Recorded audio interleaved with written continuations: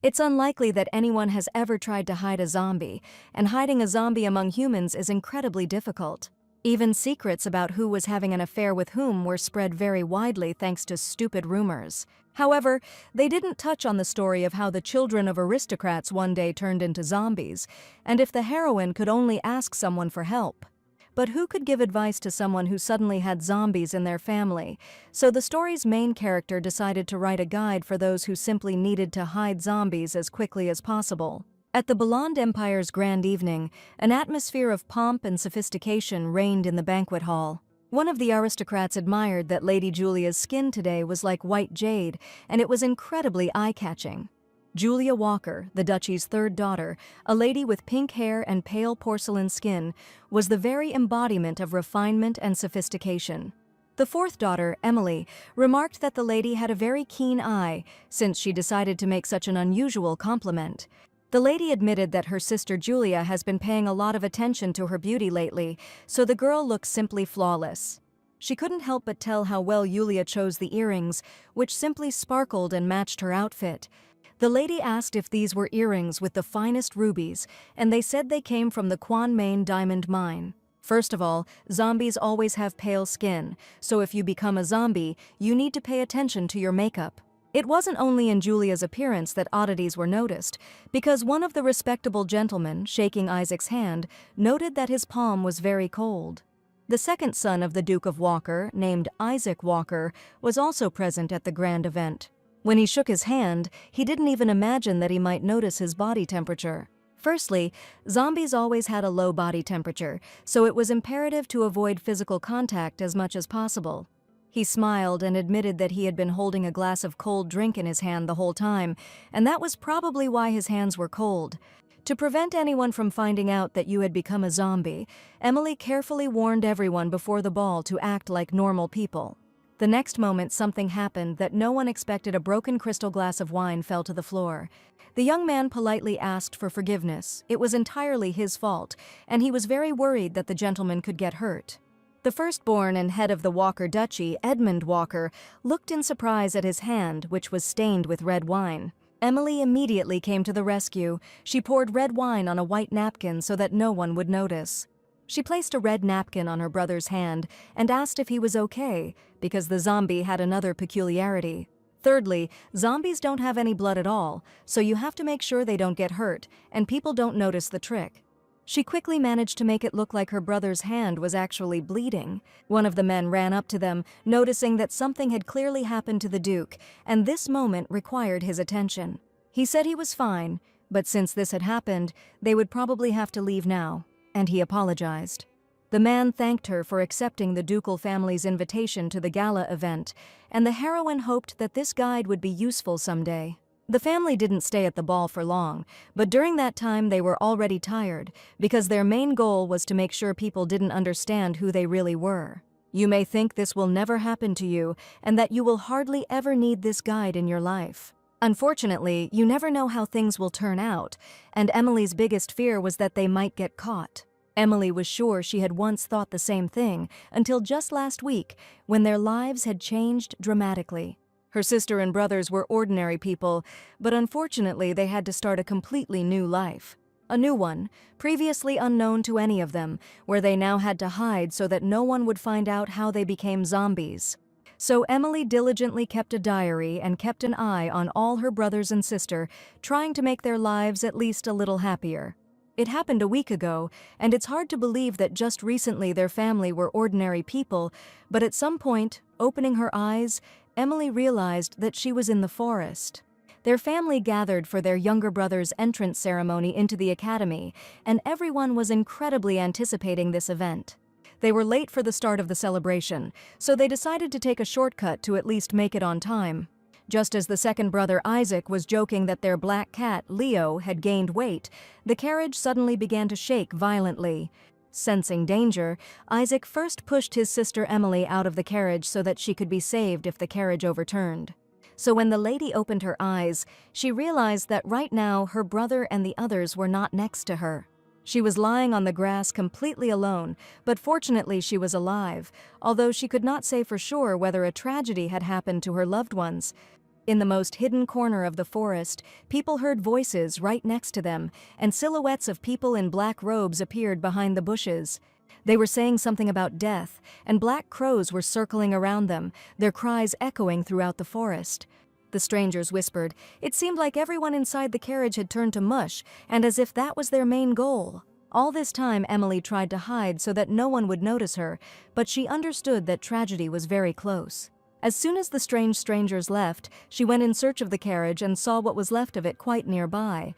She stood there, unable to move, paralyzed by grief and horror, her throat dry, and Emily tried to scream, but only a weak, hoarse sound came out. She found the carriage in which her brothers and sister were riding and was horrified. There was blood all around, the remains of body parts of her family, and it pierced her with a cold blade. The reality of what was happening fell upon her with all its weight. Moments of happiness, laughter, hopes. All of this was torn to shreds along with the bodies of her loved ones. Approaching the body of her sister Julia, she saw blood everywhere and a huge branch that had pierced her fragile body.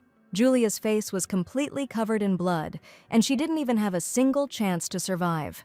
Twisted metal, shreds of clothing, everything testified to the suddenness of what had happened, the unbearable silence broken by her ragged breathing. Emily cried bitterly and wanted her brothers to answer her. Anyone. Her voice was drowned in the silence of the forest, empty and lonely, like the echo of a broken heart. In response, there was only silence, thick and oppressive. She walked around the remains of the carriage, stumbling over the debris, hoping to find at least something that gave life. Finally, she heard a strange rustling sound and realized that the only survivor was a large black cat named Leo. The cat stepped out of the carriage with a leisurely air and was sure that they had indeed arrived, but soon he saw bloody footprints everywhere.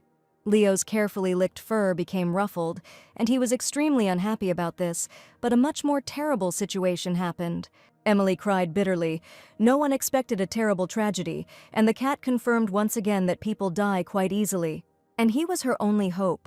This black cat could really help her, because he had magical powers.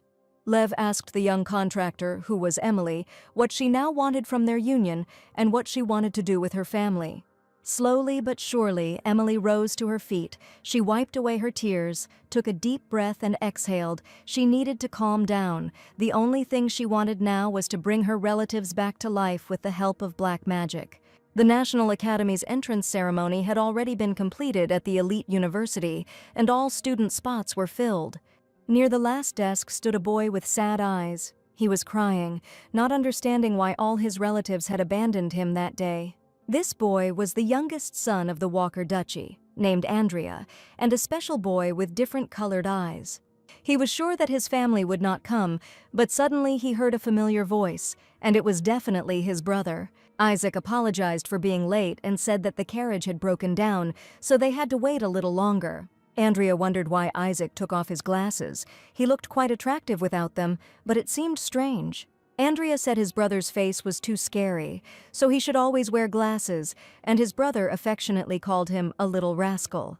Why did he see his beloved little sister, and he rejoiced even more, with all the childish carelessness? Brother Ed, Sister Julia, and Sister Emily arrived together, and they didn't forget to bring their black cat with them. Andrea noticed some changes, as if Sister Julia was ill and looked unwell. Smiling, the lady admitted that she was simply sick in the carriage and that she would definitely feel better soon. But most of all, Andrea was delighted to see the cat, who also wanted to congratulate him. Emily once again congratulated her brother on his admission to the academy, and it was a very significant day for everyone. It was upon entering the academy that the little Duke's life would change dramatically, and he really wanted to receive this education. The sunset over the Duchy of Walker painted the sky in unimaginable shades of yellow, and the family was ready to discuss the recent tragedy. They all gathered together in the main office and could finally discuss everything calmly. The two brothers and Julia wanted to know the truth, because literally that day their bodies had been torn to pieces. And it was clear to everyone that the sister had clearly taken part in this, and they wanted to know what exactly she had done to them. Emily decided to speak specifically, admitting that their current condition is truly radically different from that of ordinary people. To be more precise, from today onwards, her two brothers and sister have become real zombies. None of the ducal family could even guess why. After death, they still remained alive, and there was not a single scratch on any of them. Yulia was the most surprised, and was it really the nasty zombies she thought they were talking about? Could these really be the living dead, who growl and eat people, infecting each other in turn? But the sister tried to calm them down. They really became zombies, but not real ones. Emily had no other choice. Perhaps it would have been better to ask their consent first, but they were all dead, and she had to act without permission. Julia screamed. That wasn't the point at all, and she couldn't believe that this had actually happened to them. She didn't understand how this was even possible, and even a saint from the Holy See, who could make a colleague walk, was not able to resurrect the dead. Emily didn't resurrect them, and their current state is still closer to that of a dead body. Isaac stated that the girl's power, which had never been shown in her entire life, really lies in the ability to raise and control corpses. Emily believes it would be more accurate to say that her power now allows her to connect the souls of the dead with her living being. Emily could force the soul to obey her and place it in a new vessel, so she used corpses only because they were the only vessels available, and when the original body dies, the soul comes out of it, but she had to grab it tightly and bind it. Julia still couldn't believe that they really had died. There was a deathly silence in the office, and none of them even imagined that this could affect their family. Thinking about it, Edmund realized that this meant that their sister was now a real dark magician who could resurrect people. And there was nothing left to do but admit it so that the family would know the truth, but unfortunately, she had no other choice. Edmund slowly became enraged and slammed his hand on the table with all his might, admitting that this was pure nonsense. Yes, he was not used to being a zombie, and he didn't even expect that the next second his hand would simply fall off and fall to the floor. Yesterday he was still alive, laughing and making plans for the future, but today he is just a piece of rotting flesh. Now everything really became clear to him, and the heroes looked in horror at the severed arm, as if it had been torn off a doll. Julia screamed louder than anyone else. 300 years had passed since the dark magicians disappeared, but now one of them could appear so close. The most interesting thing is that their sister turned out to be a dark magician, and no one expected this from the ducal family. Their family, blessed by God's gratitude, is known for passing down special abilities through generations, but it was she who inherited black magic. And if not this, how can this phenomenon be explained? And obviously Yulia also participated in this. So he understood. They really died today. Emily brought them back to life, but now they had one main problem. Dark magicians must be executed on the spot immediately after their discovery. Once the Holy See learns of this, none of them will be able to help. Julia suggested pretending to be dead and making it look like it wasn't an emergency, and then they could cope, and that was clearly better than exposing black magic. If they do this, the only people left in the Walker family will be Emily and their little brother Andrea. The lady was not recognized as an heir, so Andrea was the only heir, but unfortunately he was still very young. An heir who has not yet reached adulthood can hardly fully assert his rights, and this means that the elder will take on all obligations. So, no matter how you look at it, there was only one possible option left here, which everyone had to agree with. They have 7 years until Andrea comes of age, and during this time the heroes will have to do everything possible to ensure that no one reveals their secret. When he turns 18, then they will be able to do something, and only then can Andrea become a full-fledged heir. Isaac doubted that it was really possible. This body was in such bad condition that he wouldn't be surprised if his hand fell off while he was escorting someone. Edmund knew they simply had to do it, and at the moment they had no other choice. The tension between the family had eased a bit, and now Isaac was concerned with something else entirely. Apologizing for distracting from such a serious moment, the young man asked if there was any way to reattach his arm. There was a way, but it was only a temporary solution, since the vessels are corpses and they break very easily. Emily picked up his hand, placed it on his wrist, and warned him that it might sting a little. She had to bite her finger a little because a drop of the Black Mage's blood was needed to reattach her hand. Emily's blood shot up from her finger in a purple stream, and she frowned in concentration as she felt the magic weave threads between her essence and her brother's flesh. A purple glow enveloped the junction, gradually fading, leaving behind only pale skin and a thin scar. She knew it was only a temporary measure. The arm attached by magic would not function normally. Edmund was still a zombie, but at least he had an arm, and that was a good start. Looking at his sister, he could not believe that she possessed dark magical abilities, and such strong ones at that. Emily's parents had told her to keep the fact that she was a dark wizard a secret her whole life, and perhaps she shouldn't have been honest even with her family. She just wanted her brothers and sister to stay alive, and Edmund admitted that his sister had done a very good job. No matter what others say, her ability is a gift, and proof that she belongs to the Walker-Duke family. Smiling, Edmund asked his beloved sister to hold her head high and that they would overcome all difficulties. At that moment, she felt incredible support. She always knew that her family would never betray her. That evening, the brothers decided to discuss why the terrible tragedy happened, since someone was clearly involved. Someone had definitely planted explosives in the carriage, and the strangers even checked to see if they were dead or not, and that meant only one thing: they would come again. Isaac did not understand who was behind this, perhaps another duchy, or perhaps the Belond imperial family. It could even be a throne. They didn't particularly favor them either, claiming that the blessing should belong only to the Holy Throne or something like that. The brothers understood that the state of their bodies was a big problem, but they also did not know when the next assassination attempt would occur. It was necessary to apply for leave through the butler, but too much had happened today, but the zombies did not feel tired.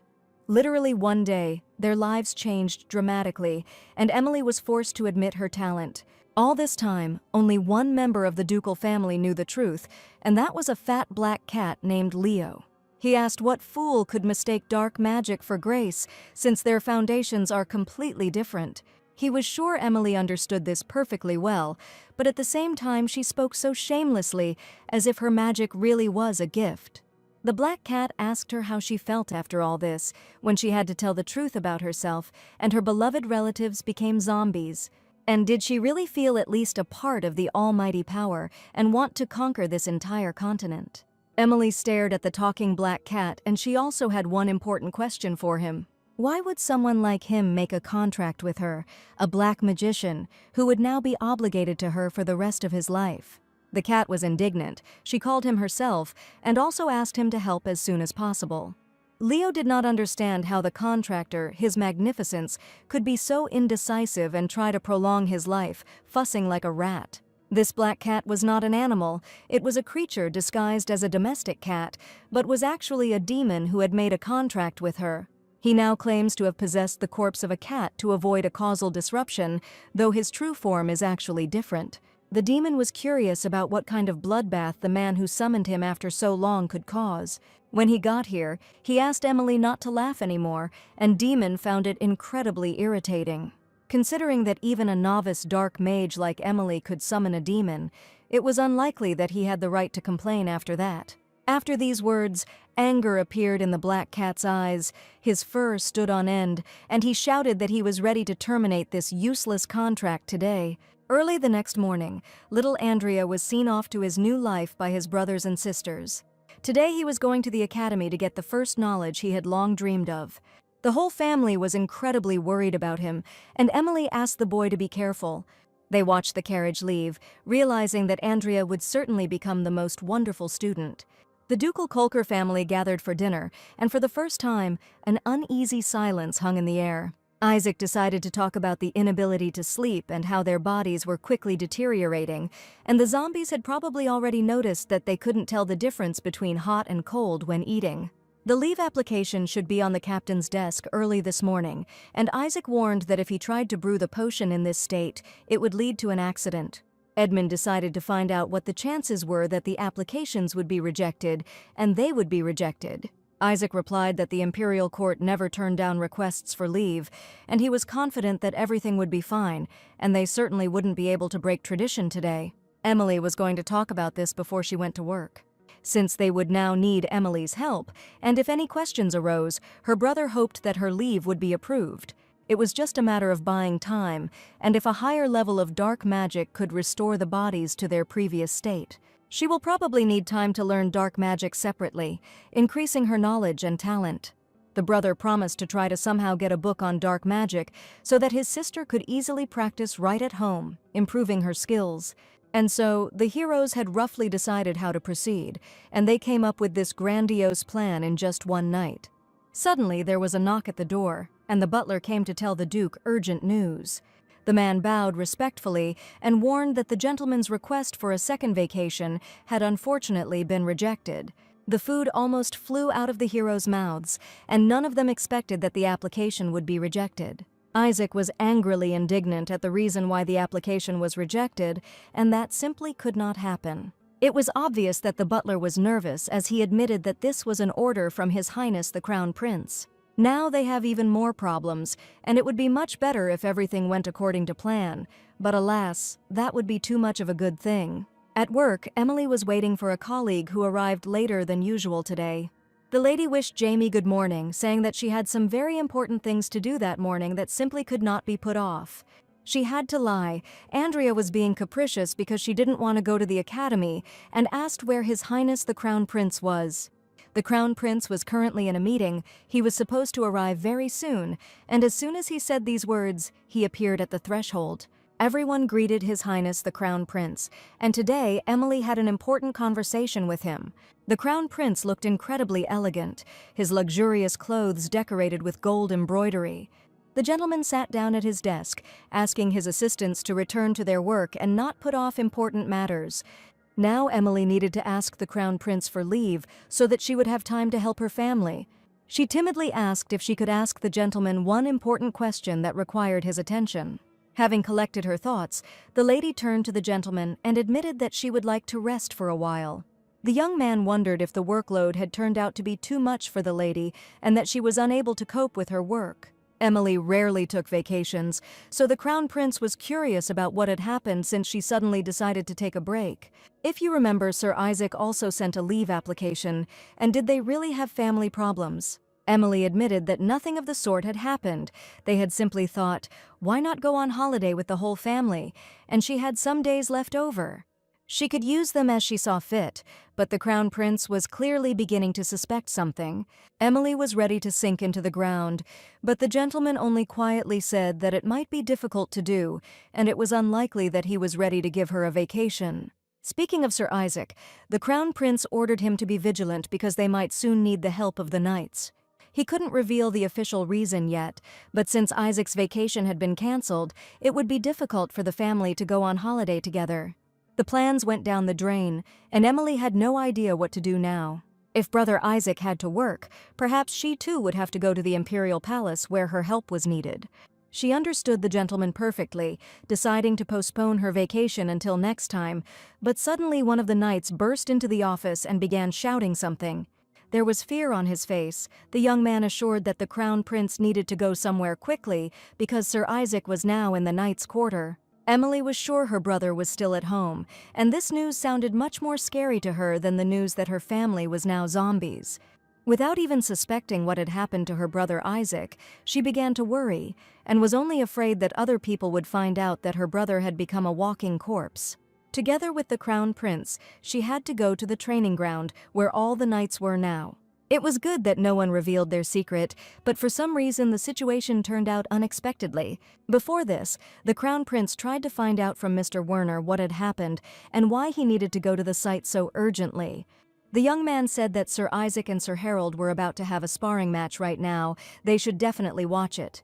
This was certainly not in the Crown Prince's plans, and he was even surprised why they decided to do this now. It was a sight not to be missed, and for a long time there were disputes about who was the strongest knight, but they never fought each other.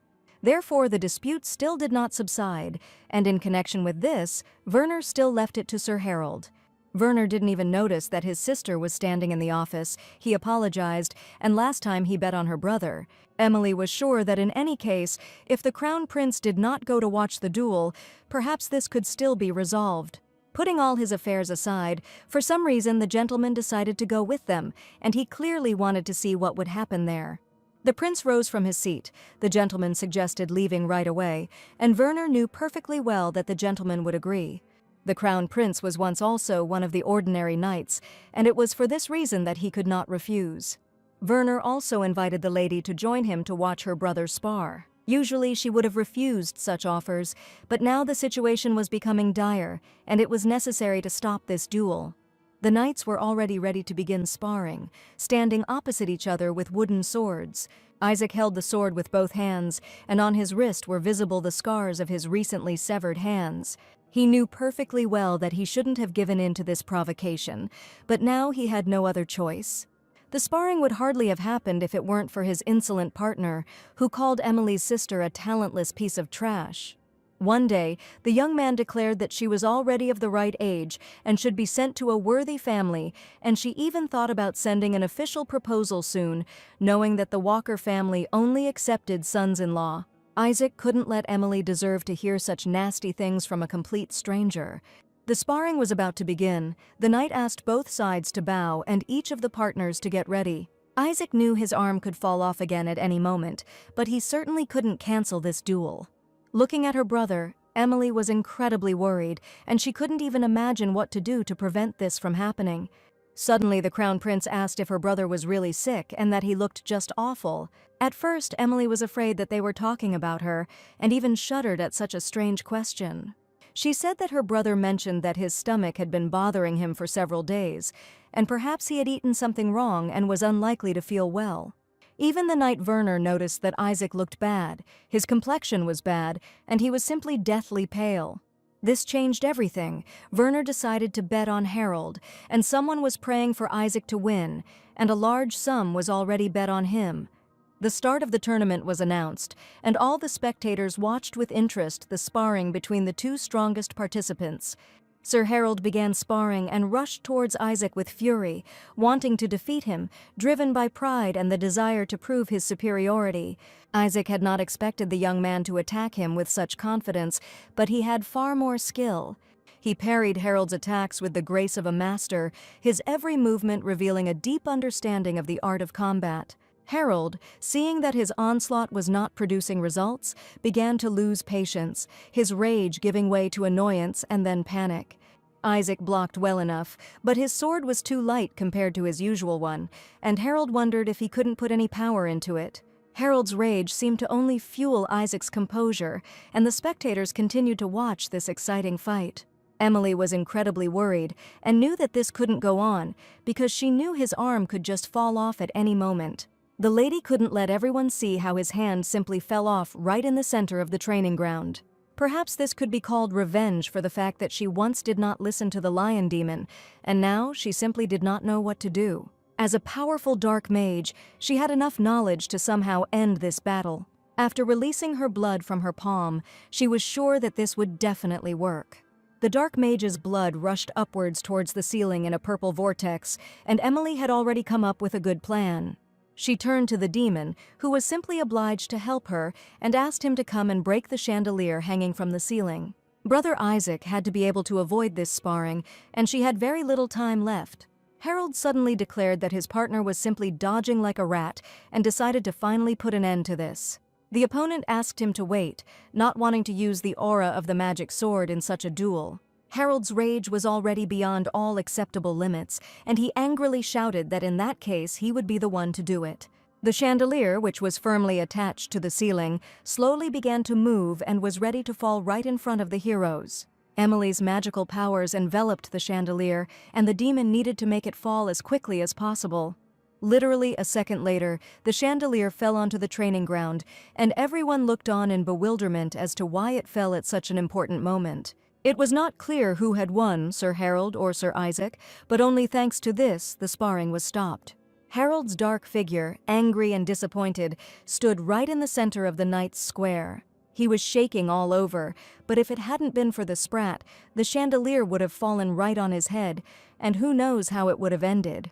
Seeing the chandelier rapidly falling down, Isaac pushed his opponent away, thereby saving his life. This only made the young man even more angry. He seemed to pose no threat to his opponent, and instead of rejoicing, he suggested having another fair duel. The Crown Prince declared it a miracle that no one was hurt in such an incident, and suggested that the participants end this ridiculous competition. The knights could not disobey their master, and bowing their heads they confirmed his opinion. A heavy chandelier made a huge hole in the concrete floor, and the Crown Prince asked the knights to go to the infirmary, assigning responsibility for cleaning the training grounds. Isaac asked if the gentleman would allow him to return home early so that he could call the doctor and check his condition. The young man really did look pale. It was impossible not to notice, and His Highness gave him the opportunity to rest. The brother thanked his sister with his eyes, realizing that all the credit belonged to her alone, and if it weren't for her, his arm would have definitely fallen off. Together with the Crown Prince, Emily returned back to continue her work. She was incredibly happy that she had managed to help Isaac, who was literally one step away from failure. His Majesty turned to the lady, and she even became afraid that she had sighed too loudly. The young man turned to her and confidently stated that it seemed she had also noticed something strange. Duke Walker's family has had the blessing for generations, which is not particularly surprising, so the hereditary principal has put the knighthood on high alert. Unfortunately, now she understood what he wanted to say, because in her head there was only one thought so that no one would find out that her brother had become a zombie. It turned out that the gentleman understood everything. He asked Emily not to interfere too much with this, but if she had the ability to read the remnants of dark magic. Now Emily was really scared. Did the Crown Prince really manage to understand everything in just a few minutes? And most of all, she didn't want to be caught this time. It was not for nothing that the hereditary principal had lured her into a secluded garden, and he definitely wanted to talk about something. Knight Werner stood behind her, and Emily began to realize she was surrounded, looking the Crown Prince straight in the eyes.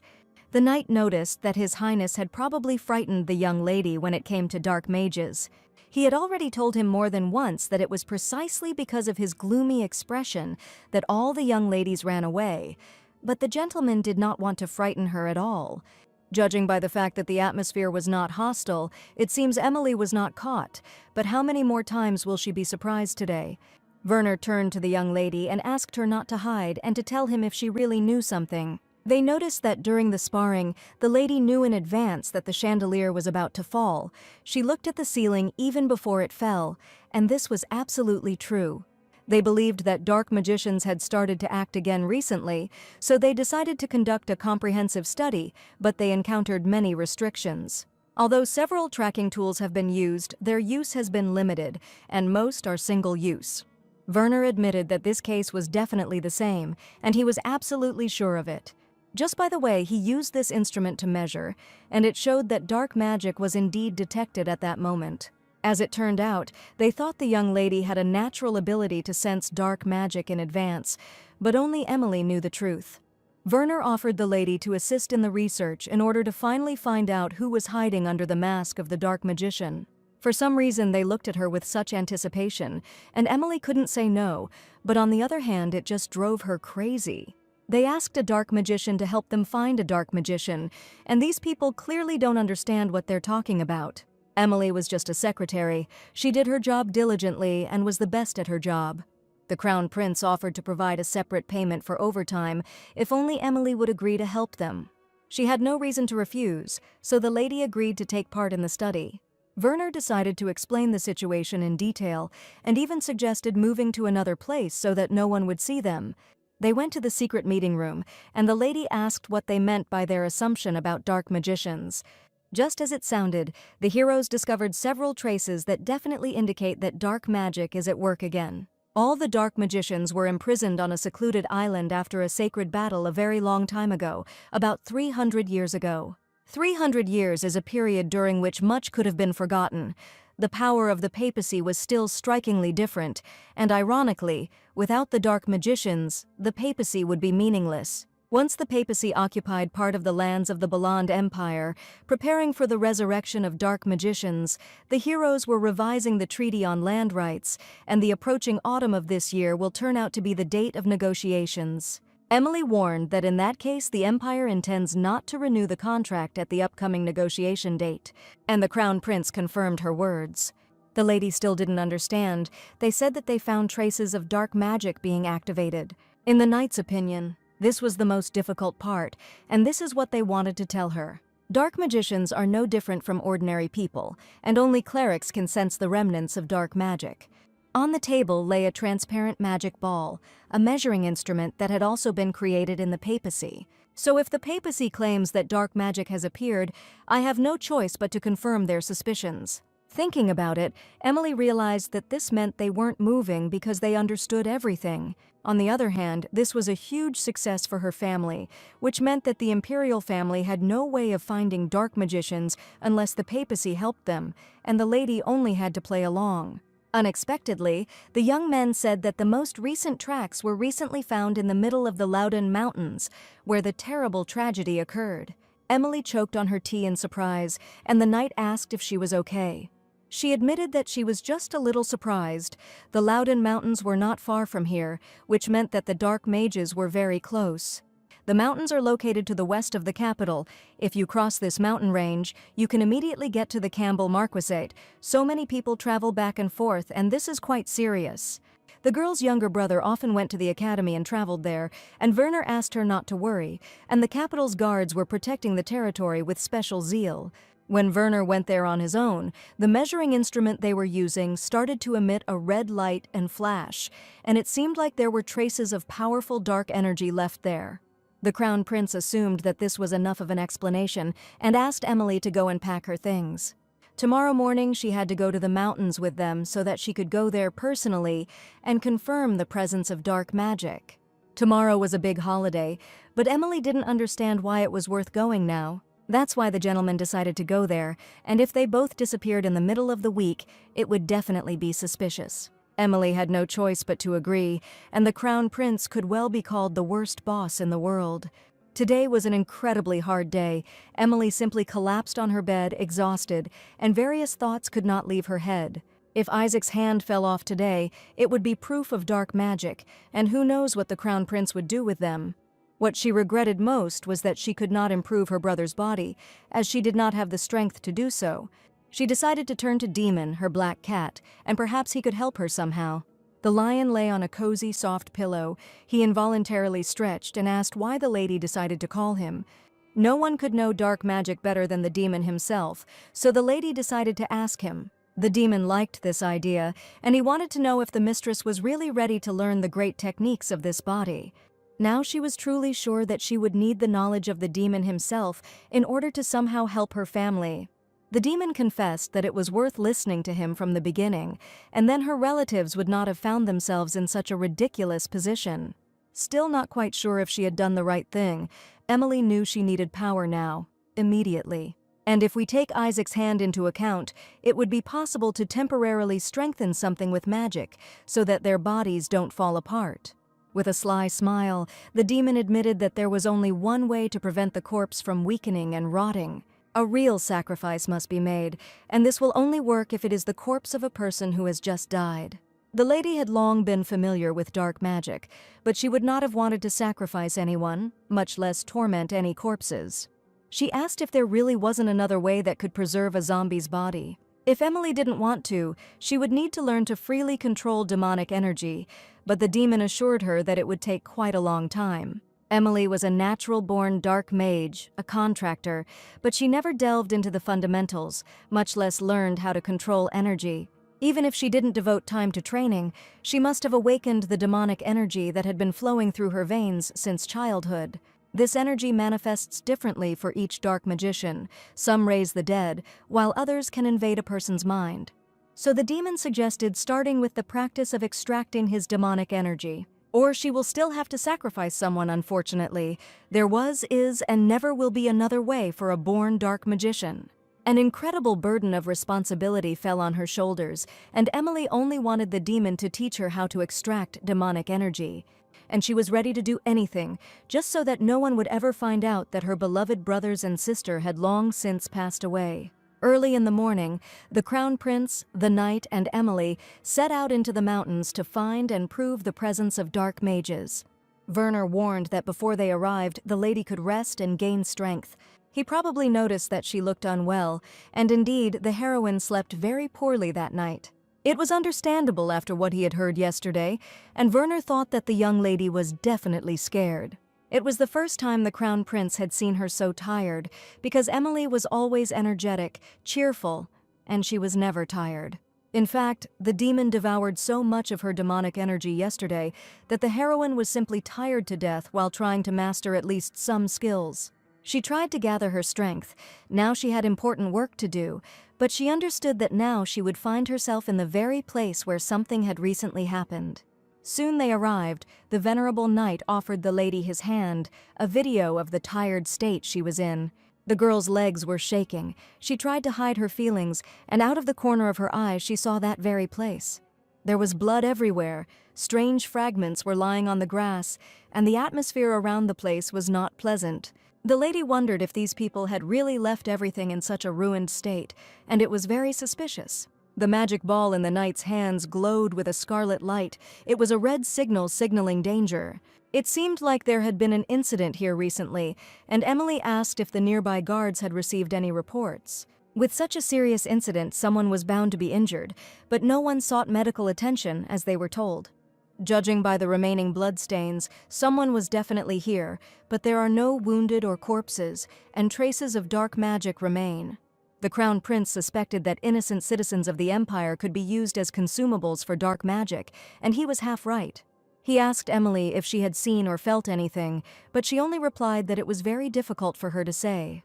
And if she says yes right now, it will confirm that dark magic exists, but if she says no, the papal chancery will accuse the imperial family of blasphemy. At that moment, not only Emily, but everyone else felt something, and it was definitely the remnants of black magic. His Highness looked at Mr. Werner, asking if he had really felt it too. Without a doubt, an unwanted guest had arrived, and the knight belligerently drew his sword. The Crown Prince asked the lady not to go too far from him, because no one knew what they were about to face. The knight offered to leave this matter to him, claiming that he could handle it himself, and that everyone else should wait in the carriage.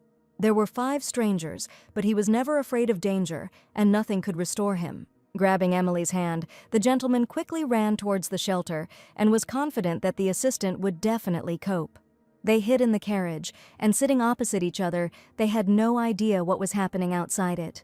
All this time they were silent and waiting for something to become clear, and she did not at all expect that she would find herself in such a strange situation.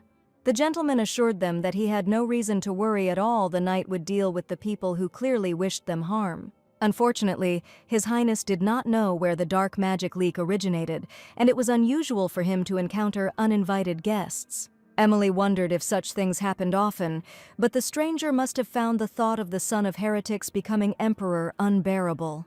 The Crown Prince was named Tristan Belland. He was the sole heir to this vast land that occupied a quarter of the continent and was the only son of the current emperor. Having no brothers or sisters, he became the Crown Prince without any problems with the succession, but nothing in this world comes easy. Tristan's mother converted to the imperial faith when she arrived here, but the empress was still born in another kingdom, and that caused problems. Finally, everything calmed down, and it seemed that the knight really managed to sort out all the troubles. Tristan suggested going to see how it all ended, and maybe right now he would be able to find out the truth. Emily noticed that Tristan looked exhausted, and even the always perfect Crown Prince was still usually human. They quietly got out of the carriage and headed straight towards Werner, where a battle had clearly just taken place. Immediately, the heroine felt a terrible, strong smell of blood, which was absolutely everywhere, and it was impossible to hide from it. Werner tried to cover the girl's eyes with his hand, and it was unlikely that she would want to see this terrible sight. He warned her that this was not a suitable sight for her eyes, and that it was better for the young lady's psyche not to know what had happened here. The first thing he did was ask if there were any survivors left, so that they could ask someone. But they all lost their lives, the knight said. Capture was impossible, and even if they had caught them, it certainly wouldn't have changed anything. The knight still held his hand over the lady's eyes, but out of the corner of her eye she saw that the green grass was sprinkled with blood everywhere. Now they needed to do something with the bodies. Tristan suggested burying them, and nothing good would come from stirring up trouble. This time, Werner came prepared. He put the shovel in the carriage and asked the lady not to look at the corpses, suggesting that she just stay inside. Emily was still curious about who these people were and why they decided to attack them right now. She still saw the bodies lying on the grass out of the corner of her eye, and thought that these pipes could very well have been used as sacrifices. The demon recently warned that the only way she could improve the condition of her relatives' bodies was by sacrificing someone. So it was incredibly sad to just bury them when she could have easily taken advantage of this chance. She was still staring at the corpses and didn't even notice Werner turning to her. Emily apologized, admitting she felt a little dizzy, and asked permission to rest a little in the carriage. Tristan wanted to find out if she had managed to sense any remnants of the dark magic that should definitely be present here. Werner was indignant should the gentleman really demand this from a man whose heart ached just from the sight of corpses. He was sure the girl needed time to recover, but looking at Tristan, Emily couldn't even understand what he was thinking about now. She admitted that she was hesitant about whether to talk about it or not, but she felt that her answer could make a big difference. Since His Highness had already guessed about some points, the lady stated that she could no longer hide certain information. She had to say that in this forest she felt absolutely nothing, no dark energy. Maybe she had said the right answer, and Emily just wanted Tristan to stop staring at her so hard. He confirmed that all his conjectures turned out to be true, that is exactly what he thought, and all of this was organized by the Holy See. The very place of this incident was a trap. From the very beginning, someone simply wanted to lure them here. Werner did not understand how the gentleman could be sure of this because there was absolutely no evidence. Tristan showed the neck of one of the corpses and asked the heroes to look at the marks, which spoke volumes. This man had a holy mark on the back of his head, and it was unlikely that any ordinary person could receive it. This was a clear sign that he belonged to the Holy See, and this symbol was given only to ministers. After death, the mark would disappear almost completely, so even if the bodies were presented for trial, the spot would simply look like an undefined spot. It was quite clever, and Werner realized that these people were covering up the evidence, but leaving an important warning. Leaving the corpses lying on the ground, Tristan declared that there was nothing more to see here and suggested that the heroes return back. Emily asked what to do with the things and whether they were just going to leave them here in the forest. The knight decided to simply bury them for now and then ask another team to remove all traces. Emily felt incredibly sorry to part with such a good opportunity when right at her feet lay what she now desperately needed. If she leaves this corpse, when will she ever get another chance to find something like this without getting involved and killing anyone? Where there is light in the world, there is also darkness, and this was the main law of the supreme powers. After the holy battle, the empire entered an era of peace and prosperity, but the nobles began to yearn for something more exciting. Unfortunately, this created business for similar earthly traders, and as a result, the empire's underground world became the largest black market on the continent. Because dirty money was linked to various noble groups, it was said that the imperial family could only watch, unable to eradicate this evil. Or they just said that because they had actually given up, and that allowed a market boss named Donald to start playing big. One ordinary day, his assistant informed Mr. Donald that an uninvited guest had arrived and was asking for his time. Donald had no consultations scheduled for today. The guest arrived unannounced, and he asked what they should do now. The young man became indignant, declaring that there was no warning, no time, and that he did not have a single free minute. The assistant assured him that the guest outside was no ordinary person, and he understood perfectly well that Donald never received invited guests. Edmund appeared in his office in a black robe, indignant that Donald really dared to treat his guests like that. Donald immediately noticed that the young man's coat was made of incredibly expensive fabric, and his shoes were from a famous designer. It definitely had to be an aristocrat, and Donald said that if he had known someone of that caliber was coming, he would have greeted them personally. Inquiring what brought such a high-ranking guest to this humble place, Donald was ready to discuss. But Emily could not believe that Brother Edmund knew of such a place. When talking to his brother, he stated that his sister did the right thing when she did not touch the corpse, otherwise the Crown Prince might have sensed something was wrong. However, she warned that the corpse simply could not be avoided, and this was the only chance to help them. That evening, Emily put on her coat, knowing she would have to deal with this on her own. So they decided to go together to finally solve the main question: how to sacrifice people without killing them. Edmund put his hand in his pocket and showed Donald something he knew very well. As soon as Donald saw it, he immediately understood everything, because this thing was really very valuable to the person who had it. It was a wooden tablet on which were engraved letters, the sign of a noble patron. The young man asked if Donald had forgotten the promise he had once made to his patron, but he only assured him that he had seen it for the first time. Anyone who brings this token does not need to bring anything, because they will simply be given what they ask for. But once, as a child, Donald heard that the syndicate was founded after meeting a great benefactor, and before this man passed away, he stole a duplicate ledger. There are records that are better left buried, and if they are discovered, problems will arise. Donald understood that he had no right to refuse, and only sullenly asked what the gentleman wanted to receive. From that moment on, the real bargaining began. Edmund just smiled and was ready to tell what he needed. Donald suggested that he probably needed advice on a property worth a fortune, and that it was a loss, but if the syndicate's secrets were to be kept, then so be it. He certainly didn't expect to hear the gentleman in the expensive coat declare that he needed to get a corpse as soon as possible. Donald could get anything he wanted, but the man had high prices, and he only asked the gentleman to name his price. He had in mind a human corpse, and it was the first such request that had been made to Donald. He also ordered that all possible information about dark magic be collected, but Donald understood that if this was discovered, he would face immediate execution. Since cremation became commonplace after battles, corpses or artifacts were now incredibly difficult to obtain. Dark magic was completely forbidden, and Donald wondered what these people were going to do with this information. Edmund didn't intend to go into details and presented his sword straight to Donald's throat. Not expecting that things could turn out this way for him, Donald only promised that he would definitely do everything, and this was a wise decision on his part. Edmund left a magic ball and asked for progress reports via communicator and to hand over the handset by the end of the week. The deal was fully agreed upon. Edmund and his sister left the office, declaring that they were counting on this man. Emily turned around and wished him luck before leaving, and everyone was sure he had no chance to get out of it. For his part, Donald was well aware that after this deal he could say goodbye to his life forever. At any moment he could be caught and executed, but that was already his problem, and the heroes didn't care about it at all.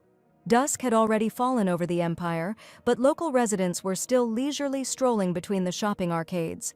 The brother and sister walked along the pavement, and Emily was sure she had never been there before. For some reason, she felt that the road was familiar to her, and she wondered if her brother had really been here, since he was moving forward so confidently. He said he had been here several times with Isaac, and therefore remembered the route very well. He held his sister's hand carefully and felt that now was the very moment when they needed to talk a little about secrets. Edmund knew his sister had a lot to hide, and throughout her life she had revealed little about herself. Emily had always been a person who didn't open up easily, and perhaps it was a stupid confession, but it seemed to him that there was nothing in the estate that he didn't know about. This was his huge mistake. At least when something difficult happens, family should be the one you can rely on.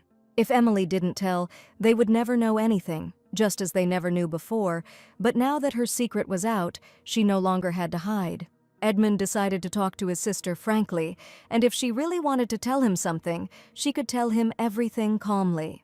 The sister smiled tenderly and promised that she would definitely tell her everything when she wanted. It seemed that now she did not quite understand the correct interpretation of her brother's words, and he was talking about something a little different. She apologized for hiding her magical abilities all this time, and perhaps that was exactly what he wanted to talk about now. It was as if the gentleman was in some confusion and expected to hear a slightly different answer from his sister. Their conversation was suddenly interrupted because right in front of Emily's feet, one of the merchants dropped baskets of apples, and the fruit flew in all directions. As it turned out, his horse had become very nervous for some reason, and the owner was simply trying to calm it down.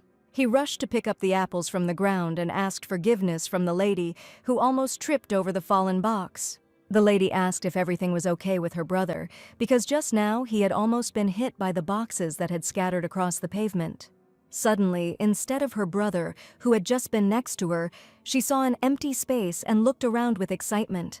She seemed to be left completely alone, in awkward silence, but her brother was indeed nowhere to be seen.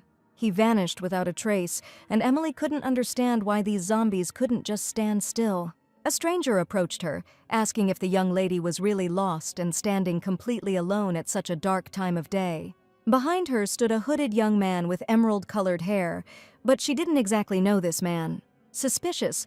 Anyone would say this man is suspicious, but with so many eyes around, he clearly shouldn't have robbed her. Emily said she just got separated from her group and that's why she got into trouble, and she decided to find out why he was talking to her. The young man approached her quite confidently, as if they already knew each other, and stated that he was simply curious about something. His eyes glowed blue, and the stranger said strange words about how the girl managed to do this, since they were all dead then. Fear and panic gripped the heroine. At that moment she realized that they were talking about her brothers and sister, whom she had revived. No one could have known that something like this had happened there, and Emily was there completely alone that day. The stranger vanished without a trace the next second, and Emily, with eyes full of fear and horror, still stood in place, like a stone statue. While she was unable to move, her brother approached her and called her name, but even to his words the girl did not react in any way. He had to tug at her cloak to finally wake her up, while Emily seemed to be in a completely different space. Her brother searched for her and asked where she had been all this time, but Emily said that he had disappeared and that she had been standing here all this time. She looked into the distance where the stranger with blue eyes had just stood and had absolutely no idea what had just happened. That's why he saw her excitement, as if his sister had seen a living dead person, or someone had definitely scared her. She asked if her brother had seen the man who had just been standing there. She had talked to him, but Edmund had only seen people passing by. The boy asked if something had happened in just a minute, but Emily was indeed saying something strange. The lady was very confused, and all she could do was say that nothing had happened because she herself could not answer this question. Once home, she first turned to Demon, asking if he was sure that no one was around during the accident. That day, Leo checked everything himself. It was really empty, and did the lady really doubt the great demon? It was all too strange. The man she met today spoke as if he had seen that tragedy, and what he said was disturbing. The demon couldn't understand what had happened, and everything had been fine up until that moment, but now Emily looked incredibly worried. She told me that today she met a strange man during an outing. It turned out that he knew her, and about the tragic incident with the carriage. I wonder if he could be sure because he felt the presence of death at the scene, but that is hardly possible. The demon confirmed that only skilled dark magicians or clerics could do this, and they could indeed see the past. Perhaps the Holy See harbored a grudge against the ducal family. It was quite typical of them, and it seems they have not changed at all over time. Emily knew that dark mages had a natural aversion to holy power, and she couldn't help but notice the cleric. But the demon stated that there are those who have been able to learn to hide their power, and these people really do have strong abilities. Emily probably doesn't even realize yet that she's also good at hiding her demonic energy, and there's a lot she doesn't know about herself. The girl's energy was probably diluted in such a way as to hide for the sake of survival, and even a high-ranking cleric standing in front of her would not be able to determine who she was. The demon was certain that this was the reason she could not use the powerful demonic energy that was hidden within her. He was constantly muttering something, and the lady jokingly called him a grumbler who, like an old man, was saying something under his breath. Isaac already knew about a merchant named Donald. His name sounded stupid, but he might be quite a good specialist. And this became clear only because literally the next morning, 4 coffins with corpses stood in the living room of the Duke's house. Everything was fully prepared. Emily and her brother managed to complete an important task and remain unnoticed. Julia was the most worried of all, realizing that if they were caught doing this, they would all be executed on the spot. Perhaps it wasn't just them, Isaac realized. Their entire family, all the people connected to them, could also be destroyed. The sister did not understand how he could say something like that so carelessly, as if he was not worried about their future. Emily asked everyone not to go near the office and closed the door, and having written a special zombie recipe, it seems she did all she could. All it took was a fresh corpse, the blood of a dark mage, a weak zombie, and the sister was ready to begin. Isaac's case was the most urgent, so the sister decided to try it on him, and the brother was already ready. The ritual was complex, dangerous, and the slightest mistake could cost her her life, or, worse, turn Isaac into an uncontrollable monster.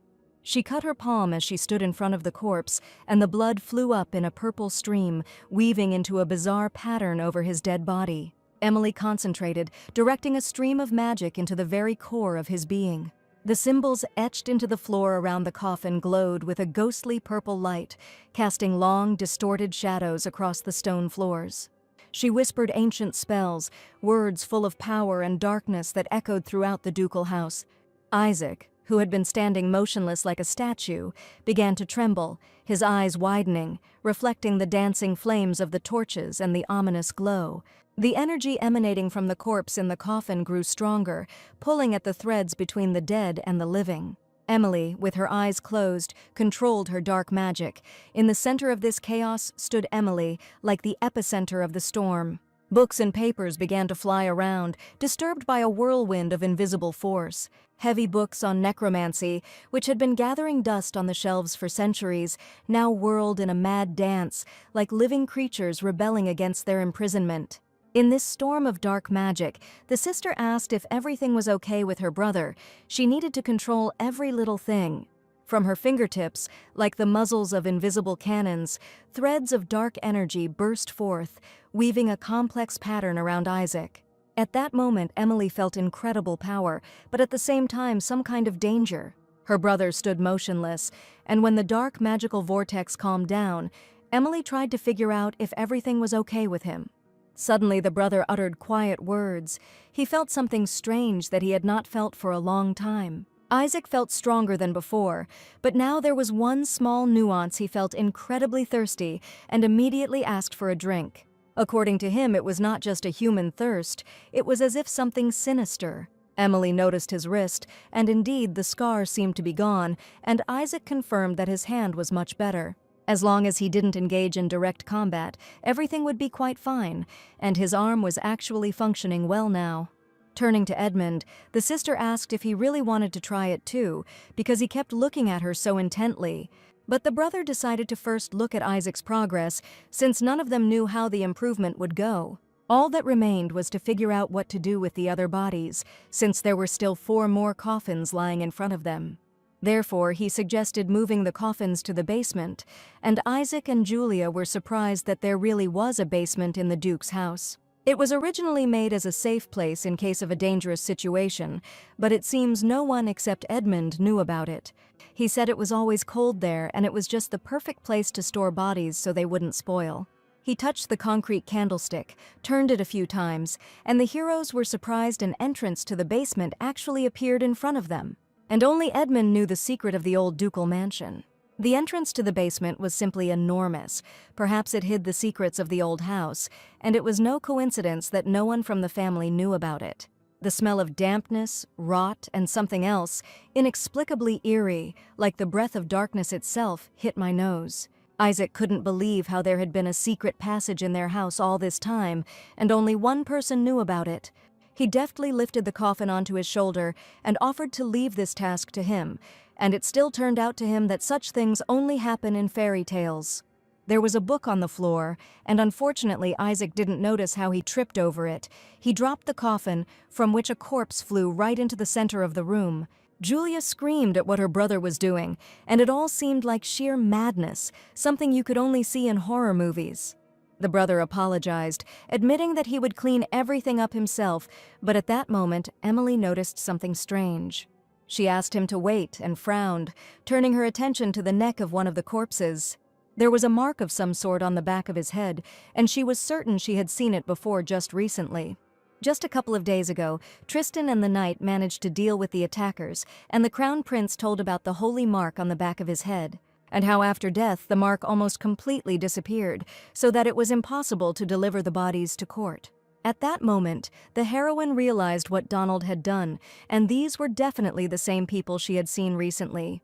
They called Donald through the magic ball, who assured them that the corpses were of the highest quality, and it was incredibly difficult for him to obtain them.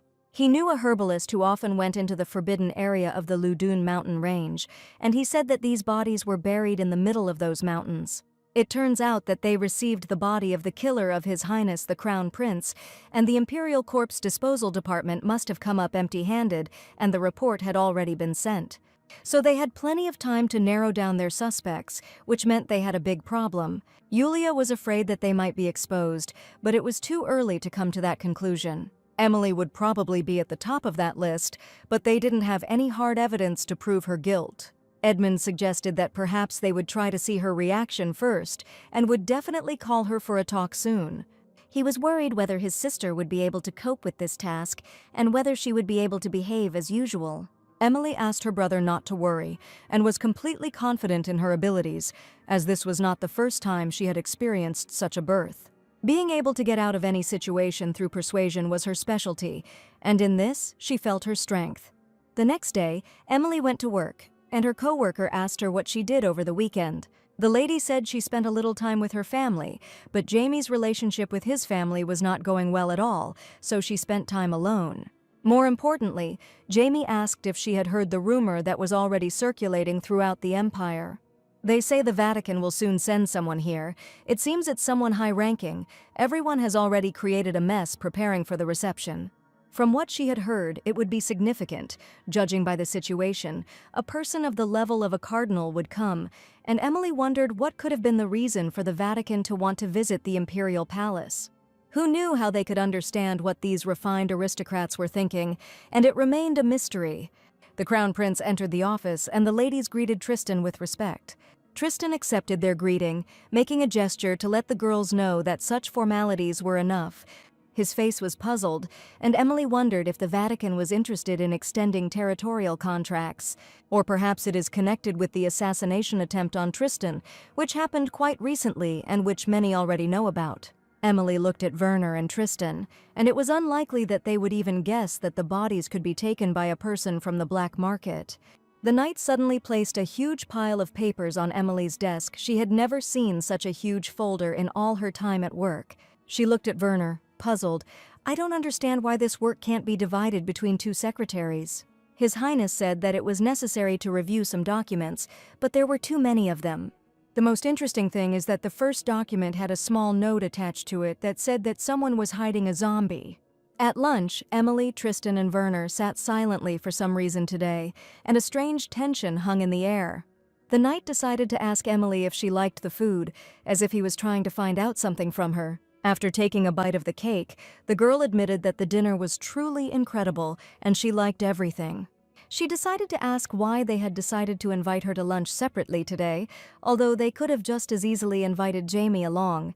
Tristan put his fork down on the table and said, "The bodies suddenly disappeared, as if they had never been there." Early this morning, the disposal department was dispatched to the Laudun mountain range, but they reported that there was no sign of the bodies anywhere, and it was possible that the Vatican had taken them. Be that as it may, the traces of the marks would soon disappear from the corpses. The bodies were not so important to the Vatican that they would risk starting a conflict for this. Therefore, Tristan was sure that only 3 of them knew the exact place where these unfortunate corpses lay. It was for this reason that Emily was allowed to have lunch alone, so Tristan decided to ask her directly. Did she manage to tell anyone about what happened that day? And if she did, then it would be best for her to tell the truth. After his words, the lady threw herself on the floor. She asked forgiveness for her insolence, assuring that she knew nothing, and certainly could not say anything about it. But there was nothing simple in this world. The knight began to worry about the girl. He asked her to get up, assuring her that they did not want to interrogate her, but asked only to make sure. Of course, they didn't want to interrogate her. It sounded very convincing coming from the one conducting the interrogation, but Tristan called her because he suspects and wants to catch her like a rat. Emily wanted to prove her innocence and swore that she knew nothing, but she couldn't figure out how to do it. It turned out that Tristan didn't even believe in her oath. He continued to stare at her while she sat on the floor and continued to swear. Werner tried to calm the girl down. He even gave her a handkerchief and realized that it was too unexpected for her. The lady played her part beautifully, insisting she was perfectly fine, but in reality she was just scared. Tristan suggested that perhaps the Vatican had indeed taken the bodies, and she had probably just managed to avoid a crisis. Emily promised to return the knight's handkerchief along with the one he had given her earlier. She admitted that she felt ill, but continued to be faithful to her master. The knight always called Emily his lady, and they had an incredibly warm and pleasant relationship. She smiled sweetly at him, gently repeating that she had no intention of insisting on it at all, but since he had begun to suspect her, she needed to prepare properly. After work, the heroine took up embroidery to somehow calm herself down after what had happened. Her assistant Riley noticed that something was definitely bothering the lady, and that something had probably happened. The lady only wanted to help, because it was her duty to closely monitor the condition of her mistress. Whenever something was bothering her, Emily always started embroidering in silence, and that's why she decided to ask this question. Lately, Emily and the young master had been talking alone a lot and throwing her out, so Riley thought something was wrong. Emily tried not to show it, but it seemed that everyone close to her understood perfectly well the state she was in. Riley warned that if she needed help, the lady could always turn to her, and she would help her in any situation. The young lady preferred to bear her heavy burden alone and never asked anyone for help, even when it was absolutely necessary. Riley remembered she came to give something, but when she saw the lady, her thoughts became confused. A letter arrived recently. It says that Lady Hazel is returning to the ducal mansion tomorrow, and she will arrive very soon. This meant that it seemed she had completed her obligatory service in the Vatican and would soon be coming home. And this news further darkens all plans, because the zombie relatives needed to be hidden somewhere. Hazel Bissett was Emily's classmate at the academy and an old friend whom they had not seen for a long time. She was a paladin of the Vatican. This girl managed to achieve great heights during her service, but there was one small problem.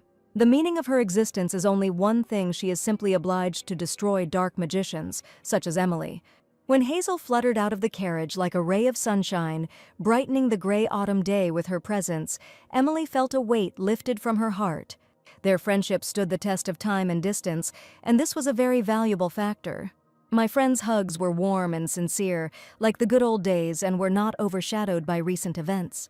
Hazel asked when she left if no one had tried to get her friend into trouble, as had happened constantly during training. During her absence, Emily was helped by another girl named Natalie, so nothing terrible happened and she did not have to worry. By the way, Emily asked if Hazel had contacted Natalie, but unfortunately she had something else more important to do. In Hazel's opinion, this girl had always been selfish, so it didn't matter at all, and in fact, she didn't even hope to meet her.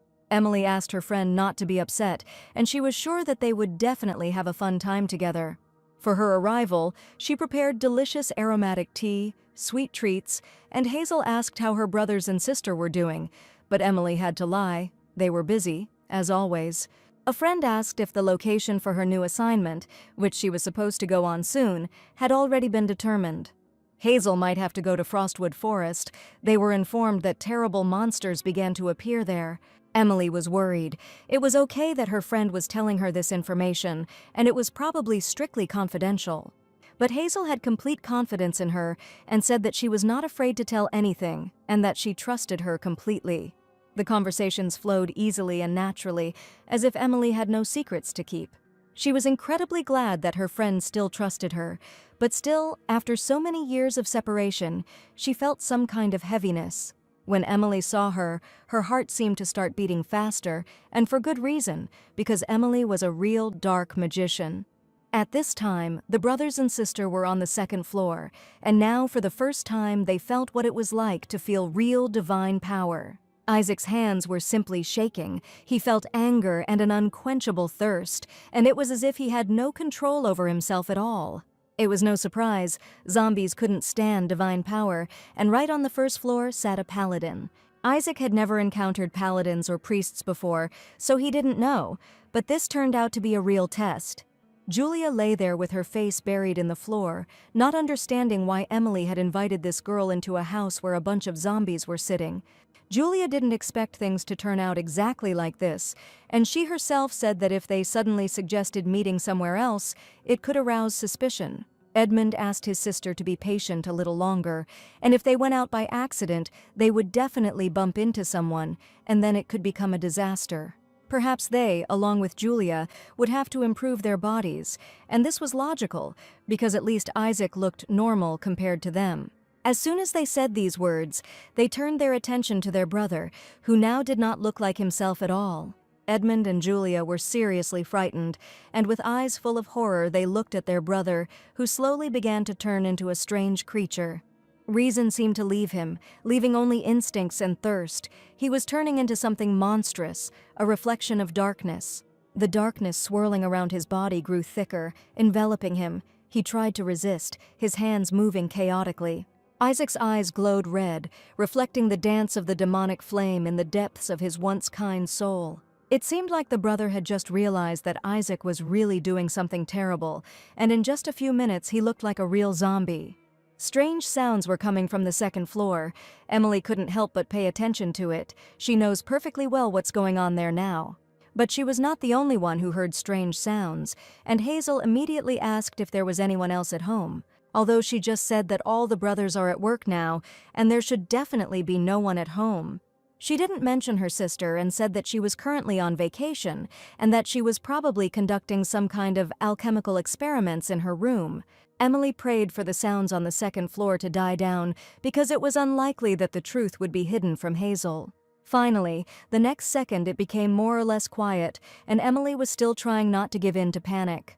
Looking out the window, she saw her brother Isaac's deathly pale hand, which for some reason was scratching right on the glass.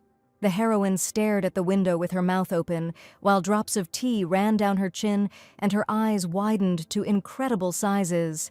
Hazel asked what happened and why her friend looked so strange. Emily admitted she just thought it would be nice if Julia showed more restraint when there were guests here, and perhaps she would need to be scolded. Her friend had expressed her opinion. It was a good idea, and Emily had always been too soft on her sister. Hazel admitted that when she first discovered her powers and started acting arrogant in front of her sister, she considered it inappropriate behavior. The next second she fell silent because she realized that she had probably said something unnecessary. Emily decided to ignore this information, and now one thing was important, that she under no circumstances turn around and look at the window. Her friend decided to go for a walk, admitting that it was a bit stuffy here, but Hazel decided to just open the window in that case. Emily screamed loudly, "You can't do this!" She abruptly grabbed her friend's hands, and it was urgent to change the topic of conversation. There was a garden next to the Duke's house, so she admitted that if they opened the window, bees might fly in and sting them. To avoid problems, the lady suggested going to her room and having a good time there. She had to convince her friend that she would like to spend time with her in the room, like in the good old days, and indulge in nostalgia. She was rather trying to lead her away from the other rooms until Hazel understood where her friend was rushing to in such a desperate hurry. The next second, they again heard strange creaking sounds, noises that were definitely coming from one of the rooms. Hazel began to doubt. Her friend said that there was no one at home except her and Julia, but Julia's room was in a different place.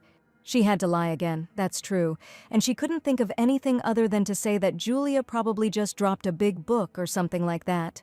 The friend was sure she definitely heard something break, and assumed that perhaps someone had broken into the house, but Emily understood that things were too bad. They headed up the stairs to the second floor to check if everything was okay there, and it was necessary to make sure of that. Emily could no longer hold her back, and Hazel asked her to stay behind, as it could be too dangerous for her. She was still trying to tell her that she shouldn't go there, and she couldn't tell her some information. Hazel kicked the door with all her might, but what she saw left her in incredible shock. Emily admitted that it was a lie that Julia was involved in alchemy, and she was very sorry that she had deceived her, but the truth was different. She was almost sure that now Hazel would find out the whole truth, would find out that the brothers had become zombies, but they saw a strange picture. Isaac buried his face in his brother's shoulder, and Edmund looked at the uninvited guests in surprise. Of course, Hazel had no choice but to think everything was wrong, and she immediately slammed the door in her face. She asked if Isaac and Edmund really had such a close relationship and why her friend had kept it a secret all this time. Emily was genuinely grateful for this misunderstanding, and she couldn't let her guard down and laugh, and decided to think about something sad. Hazel was too shocked. She had been in this house many times as a child, but she never noticed that something like this was happening between them. Emily understood that everything seemed too suspicious to her, and admitted that this was precisely the reason she couldn't say anything. In order to somehow smooth over the situation, he therefore opened the door slightly and asked if something had happened. There were red scratches on his neck, which he made no attempt to hide, in order to make the situation even more ridiculous. Hazel didn't know where to hide from embarrassment, because she had just caught her brothers by surprise, where they were tenderly hugging each other. After slamming the door, Edmund declared that everything was perfectly fine, and warned his friend Emily to be careful next time. Soon Hazel left, and all this time Isaac sat on a chair, and Edmund had to tie him up with a strong rope. Now Emily needed to figure out what had happened here and why Isaac was suddenly tied up. Julia said that no one knew what had happened. He just changed in an instant. He intended to go down, and he probably wanted to get to Hazel. Probably the brother sensed the sacred paladin, and that was the reason he wanted to get to her to kill her. Emily gently touched Edmund's face with her hand, and he was incredibly happy to feel her touch. Julia didn't understand why he felt so good, because zombies don't actually feel anything. At that moment, Demon, also known as the Black Cat, entered the room and declared that it was natural for the surname Oru to always obey its master. It is also simply necessary to protect the owner from the paladin and from other forces that can harm the dark magician. Emily was worried about Demon. It was too dangerous here, but he still got in here and asked not to change the subject. The lady guessed that the reason was definitely divine power, and since she used dark magic on Isaac once again, he reacted intensely. Because they had now become zombies, they reacted negatively to divine power and could even lose their minds. This was indeed the case, and if Emily had remained Hazel, it was unlikely that her brother would have been able to completely lose his mind. She tried to hide the fact that the familiar was trying to protect its master. Hazel had to go somewhere else soon, so they wouldn't see her for a while. Leo asked if the lady had not yet managed to get rid of her bad habit, which he had already told her about more than once. The demon felt incredibly sorry that his words did not reach the zombie's mind, and that the brother and sister would not be able to understand at all that she was a shameless liar. Emily's life has already been full of lies, so this won't change anything, and perhaps Demon knows this better than anyone, but he still gets angry every day. Emily assured Isaac that he would calm down after some time, and that they should forget about this unpleasant incident. Stretching, Julia decided to do as her sister said, and finally she felt more or less comfortable. She saw it all with her own eyes, but if Hazel hadn't misunderstood, they would have been in serious trouble. Julia laughed loudly throughout the room. It was incredibly funny, and what was the point of discussing this situation now, saying that it was a simple misunderstanding? Edmund didn't find it funny at all. Now she was sure that she had caught them hugging their own brother. Everyone had almost calmed down, but suddenly a child's voice was heard from below, and it was definitely little Andrea. He had probably already returned from his classes, and Emily understood that it was necessary to hide Isaac somewhere as quickly as possible. They had already heard approaching footsteps. Edmund had no choice but to put his tied brother to bed and cover him with a blanket, as if he were sleeping. The little boy opened the doors and saw his beloved family with joyful eyes, wanting to tell them about his first day at the academy. Emily asked how the first day of school went, and everyone really wanted the boy to do well. Today, for some reason, Andrea was taciturn. He was just lost in thought and couldn't find the right words to describe his emotions. He said dryly, everything was fine, and there was probably something he didn't want to talk about. Instead of discussing the first day of school, the boy decided to go to his room, warning that he was going to rest. It was amazing, the younger brother, who bragged about the academy every day, spent his first day there and didn't say anything, but immediately went to his room. The brothers and sisters realized that perhaps the first day at the academy had gone wrong and left an indelible mark on the boy's soul. In Emily's arms, Demon continued to be indignant, not understanding how anyone could be upset by their brother's words, and they just loved to fuss. They began to discuss as a family what had happened on the first day of school, and perhaps Andrea had quarreled with his friend. Julia knew that the boy was one of those people who were even afraid to catch a cold, so as not to be a burden to their friends, and if he had a fight, then there was a reason. It is quite possible that he fell in love with someone. Maybe he was rejected, but a broken heart is something the young gentleman certainly would not want to discuss. Edmund was almost sure that this could be a quarrel with a friend or first love. He told the sisters not to worry, saying he had the perfect solution and had managed to get an official letter from the academy. It was an invitation to Parents' Day, where you can find out the whole truth and also meet the boys' friends. An annual event at the beginning of the school year, it is designed to ease parental anxiety and help first-year students adapt to school life. The event was scheduled to take place next week. There wasn't much time left, and this invitation was sent to the whole family. Isaac is unlikely to be able to tear himself away from his work due to the orders of His Highness the Crown Prince, and he is not even in a condition to talk. Emily's job as a secretary wasn't difficult, so she was confident that one day off wouldn't be a problem. Yulia suggested that they all go together and make sure that everything was in order with his friends and his personal life, but it was as if they had forgotten a little that 3 of them had become real zombies, even though this hike could be fun. The next day, Emily approached Crown Prince Tristan, informing him that the school event was scheduled to take place the following Wednesday. She was only going to take 1 day off and asked if that would be too much of a hassle. Tristan thought for a moment, and for some reason he couldn't immediately agree to 1 day off. The answer Emily least expected to hear was Tristan offering to go with her and asking if it was possible. The lady smiled and asked the Crown Prince why he needed to go to Parents' Day. The young man said he needed to check something and would be happy to go to the parent-teacher meeting with Emily. Unfortunately, she would hardly be able to refuse the Crown Prince such a request, since this was the only way he would give her a day off. Tristan stated that he wanted Emily to be there with him, and she couldn't believe he was telling her that. And the only option was that they found traces of dark magic in the academy where her younger brother studied. The academy was the largest in the entire empire. The children of many aristocrats studied here. Many families arrived for Parents' Day, and everyone wanted to see with their own eyes what things were like at the academy. And Emily didn't even imagine that she would have to attend the parent-teacher meeting with the Crown Prince, and not with her family. Everyone noticed that today is Parents' Day, but for some reason His Highness the Crown Prince appeared here with some companion. There was a young lady walking beside him, and many immediately recognized her as being from the Duke's House of Walker, but no one could understand why they were together. Tristan wondered if Duke Walker would not be with them, which was rather odd. Emily confessed, and they decided that it would be better to come alone, and she was afraid that they might become a hindrance to His Highness. It was considerate of her, and the heroine was sure that they would now go to the place where traces of dark magic were discovered, but for some reason Tristan was in no hurry with this question. Tristan stated that they came to see her little brother, because today is a special Parents' Day. Therefore, the first thing they need to do is head there so that the boy does not feel alone in any way. He understood how important it was for Andrea to be with her family on such an occasion, and Werner confirmed that Tristan is surprisingly a rather considerate crown prince who respects other people. Perhaps it was called attention, but unfortunately Emily could not understand this man in any way and had no idea what to expect from him. The parents gathered in the classroom, where all the children were already ready for the parent-teacher meeting. Little Andrea was sitting in the front row at the very edge, and he was very happy when he saw his beloved little sister.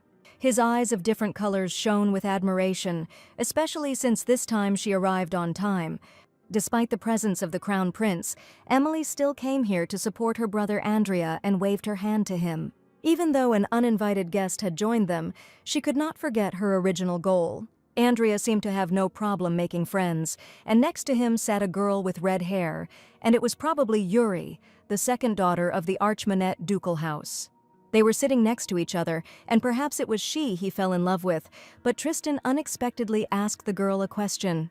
Does she feel something strange when she is in this class, and maybe she has something to say? In fact, Emily wanted it to be impossible to find traces of dark magic in a place like this, and there definitely shouldn't be any here. Unfortunately, she herself was a source of dark energy, so it was no surprise that dark magic was everywhere here. She remained silent, and Tristan realized that it was true, and dark magic was present here, but it remained to be seen in which direction. The lady admitted that she had a strange feeling, as if the dark magic was somewhere very far away, or as if it was located somewhere below, underground. She tried to confuse Tristan and the knight, assuring him that there was magic underground and that digging could lead to a collapse, and only suggested that in that case they hold off for now, trying to figure out what to do next. Something was wrong at the academy. Emily felt strong dark magic, and Werner immediately realized that it was serious. Emily was not like herself, she answered clearly.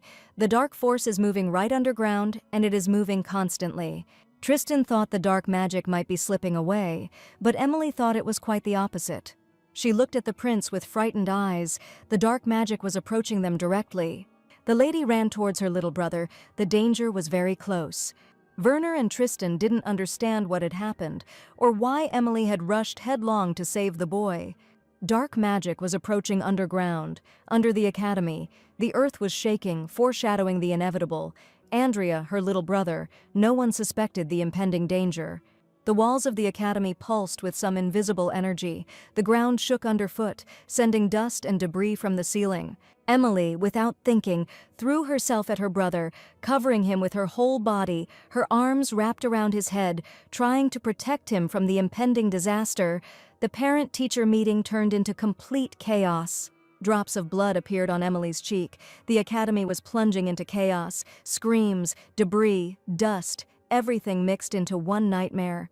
The main thing was Andrea. She checked if he was okay, feeling his fragile body. He was scared, but not injured, and that was the main thing. With tears in his eyes, Andrea was worried about the state of Julia and his beloved brother now, and they were definitely not there.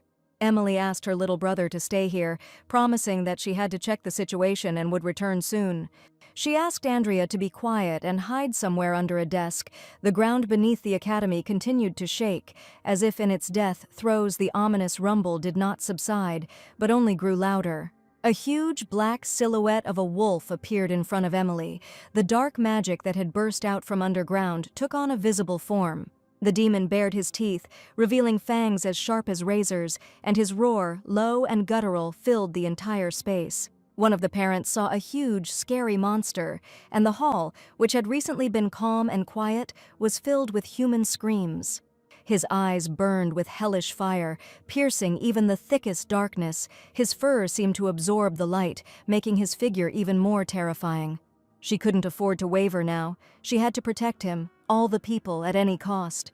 Little Yuri with red hair even began to hiccup from fear, looking at the fragments and the destroyed ceremonial hall.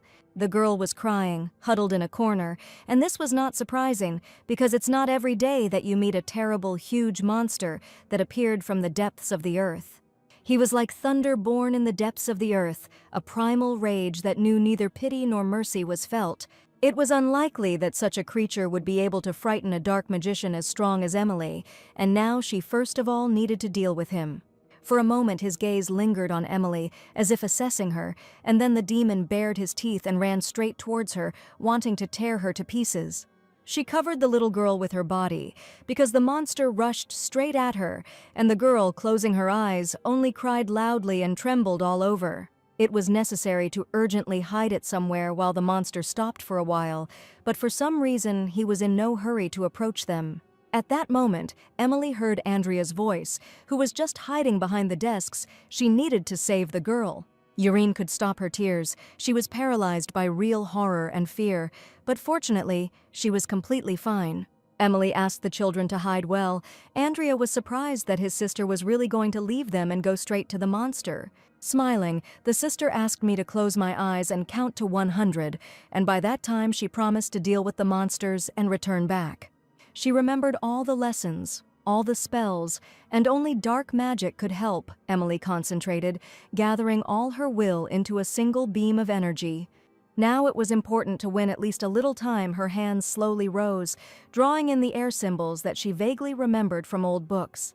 She spoke the words in a firm voice, and the magic, obeying her will, began to weave around, forming a thin network designed to tame this hellish beast. Emily decided to become bait to lure the evil monster away, and only her dark power could save everyone.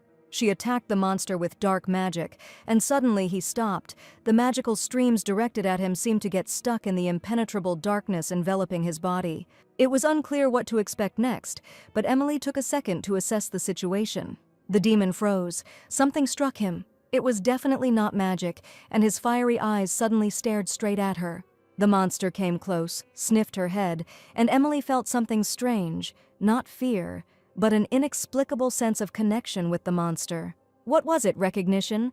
But it was impossible. The evil monster suddenly licked her head like the most faithful dog, and his growling immediately died down. The monster took a step back. He no longer seemed threatening, and his movements became uncertain, even somewhat timid.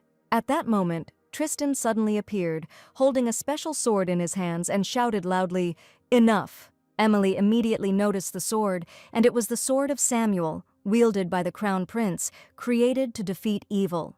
The legend said that the paladin Samuel destroyed the dark magician in a sacred campaign, and this was the very world that contained divine power.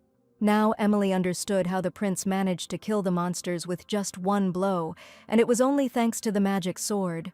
There was still one living monster left, which continued to growl ferociously, and Tristan was already ready to kill it. The monster realized that he was in great danger and turned around to run away from Tristan, who swung at him. At this time, Julia and Edmund just returned. The lady screamed in horror, asking what was going on here, because they had only stepped away for a minute to buy gifts. Tristan shouted loudly for Duke Walker to be extremely careful, because monsters had appeared in the academy building. Having noticed a new victim, the terrible monster rushed towards Julia and her brother. They certainly did not imagine that they would encounter such horror here. The gifts flew out of Julia's hands. Her brother covered the girl with his body so that she would not be harmed by the terrible, hellish, roaring beast. They sank to the floor in fear and watched with frightened eyes as Julia hiccuped quietly, and gifts for baby Andrea were scattered around. But Emily didn't seem to notice the monster, and it seemed she was beginning to understand what was going on here. The bloodthirsty monster recognized the lady as one of its own, because dark magic also boiled in her veins. So he licked her like a dog and acted strangely when he approached Emily and did not touch her. With one swing of his sword, Tristan dealt with the second monster and asked his assistant Werner to clean up the mess so as not to frighten the children and their parents. Finally, the threat was over, and the children returned to class with their parents, seeing debris all around them and a huge crack right in the center of the room. Andrea was still hiding under the desk. He saw everything with his own eyes, and the boy was very scared, as was his friend. When it was all over, he rushed to hug Emily, confessing that from now on, he would listen carefully to his brothers and sisters. He promised not to sneak into the kitchen at night to steal candy, return the jewelry, and asked for forgiveness for secretly giving meat to Lev without his sister's knowledge. Andrea loved to cause trouble, but luckily she was perfectly fine. Everyone was alive, and none of the children or their parents were hurt. Looking at his sister in shock, his sister was also standing in the hall, for whom Andrea was also incredibly worried. Julia asked what happened. It was strange to see monsters in the middle of the classroom, and monsters can appear in lands under the control of a dark mage. The academy is definitely located near the capital, and no one has been able to pass through this barrier before. So it was all very suspicious, monsters at a parent-teacher meeting that terrified little children and adults. The Crown Prince approached the ducal family and asked them to drop their familiarity when some wanted to greet him. As everyone has already realized, this was not just an accident, and it looks like someone deliberately sent monsters here right during a parent-teacher meeting. Edmund couldn't believe it. Who could do such a thing? But Tristan was never wrong in his opinion. The prince assumed that this incident was directed at the Duke of Walker's house, and now he was completely sure of it. Edmund and his sisters held their breath, not understanding why the reason lay in their family. Tristan noticed that they didn't look surprised, and was that what they thought when they saw the bloodthirsty creatures from the dungeon? So he admitted that although their family was humble, they had maintained a place as one of the main pillars of the empire, and it was not surprising that someone would oppose them from time to time. It might be a matter of political manipulation, but it might also be a matter of another reason that no one could even guess about now. Edmund wondered what Tristana meant by these words, because it was all too strange. Tristan turned to the knight Werner and asked him to show the Duke what he had prepared especially for them. Werner took out photographs from his pocket, which clearly revealed the reasons for the assassination attempt on the ducal family. Horror appeared in Edmund's eyes, as if he immediately understood everything in that second, as soon as he caught a glimpse of these photos. The first photo was of Countess Cecilia from the kingdom of Tahil, and the second was of a margrave named Lucia from another kingdom of Shuhil. Finally, in the last photograph, he saw the Frostwood Forest Keeper, and judging by the images, a logical conclusion could be drawn. All these people are descendants of the 13 prophets who led humanity to victory in the holy battle, and now they have all disappeared without a trace. Edmund asked the Crown Prince if he really meant to say that all these people had died, and indeed, terrible tragedies had occurred last year. Assuming that an unknown group was targeting the descendants of the prophets, the prince and his aides were currently investigating. He also noted that Lady Walker is assisting in the investigation, so that they can catch the person behind all this. The prince noted that the information was classified, so they could not officially announce it or protect Walker's home, because if they did, the enemies might escape. Unfortunately, they were going to use them as bait to draw out the enemy, and Emily had no idea where that would lead. Tristan admitted that it might be difficult to mobilize the Imperial Knights, but promised to deal with any problems that might arise. And he was ready to personally protect the Duke's House of Walker, promising to take all measures to ensure that none of the brothers and sisters would be harmed in any way. And this meant only one thing: the Crown Prince had just admitted that he was going to move in with them to protect their lives. Edmund was sure it was too dangerous, and they were also worried about the precious imperial blood, and perhaps he should think again. The ducal family didn't know when their secret would be discovered, and there were corpses in coffins in the basement, but Tristan wasn't the kind of person who could sleep peacefully when people were in danger. Since it was an unofficial visit, he asked not to prepare anything, but simply to provide a free room. Wishing Edmund good luck, the Duke promised to see him soon, and he was completely confident in his decision.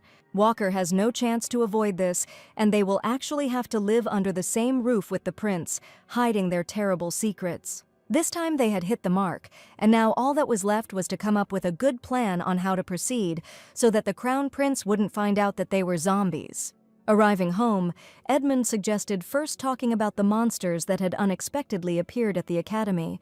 It had to happen at that exact moment when Isaac was not around, and perhaps it was even better that way, since his body was still unstable. Emily suggested that perhaps the monsters didn't attack Ed and Julia because they recognized them as their own. Julia was glad that fortunately no one was hurt, but everyone understood that sooner or later people would start to suspect something.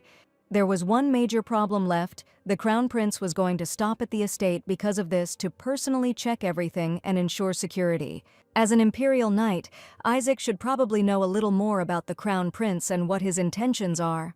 Julia asked if there was any suggestion as to what he wanted to do, but in reality, Sag hadn't met Tristan that often. Moreover, this person rarely shows his feelings, and it is completely impossible to guess what he is up to.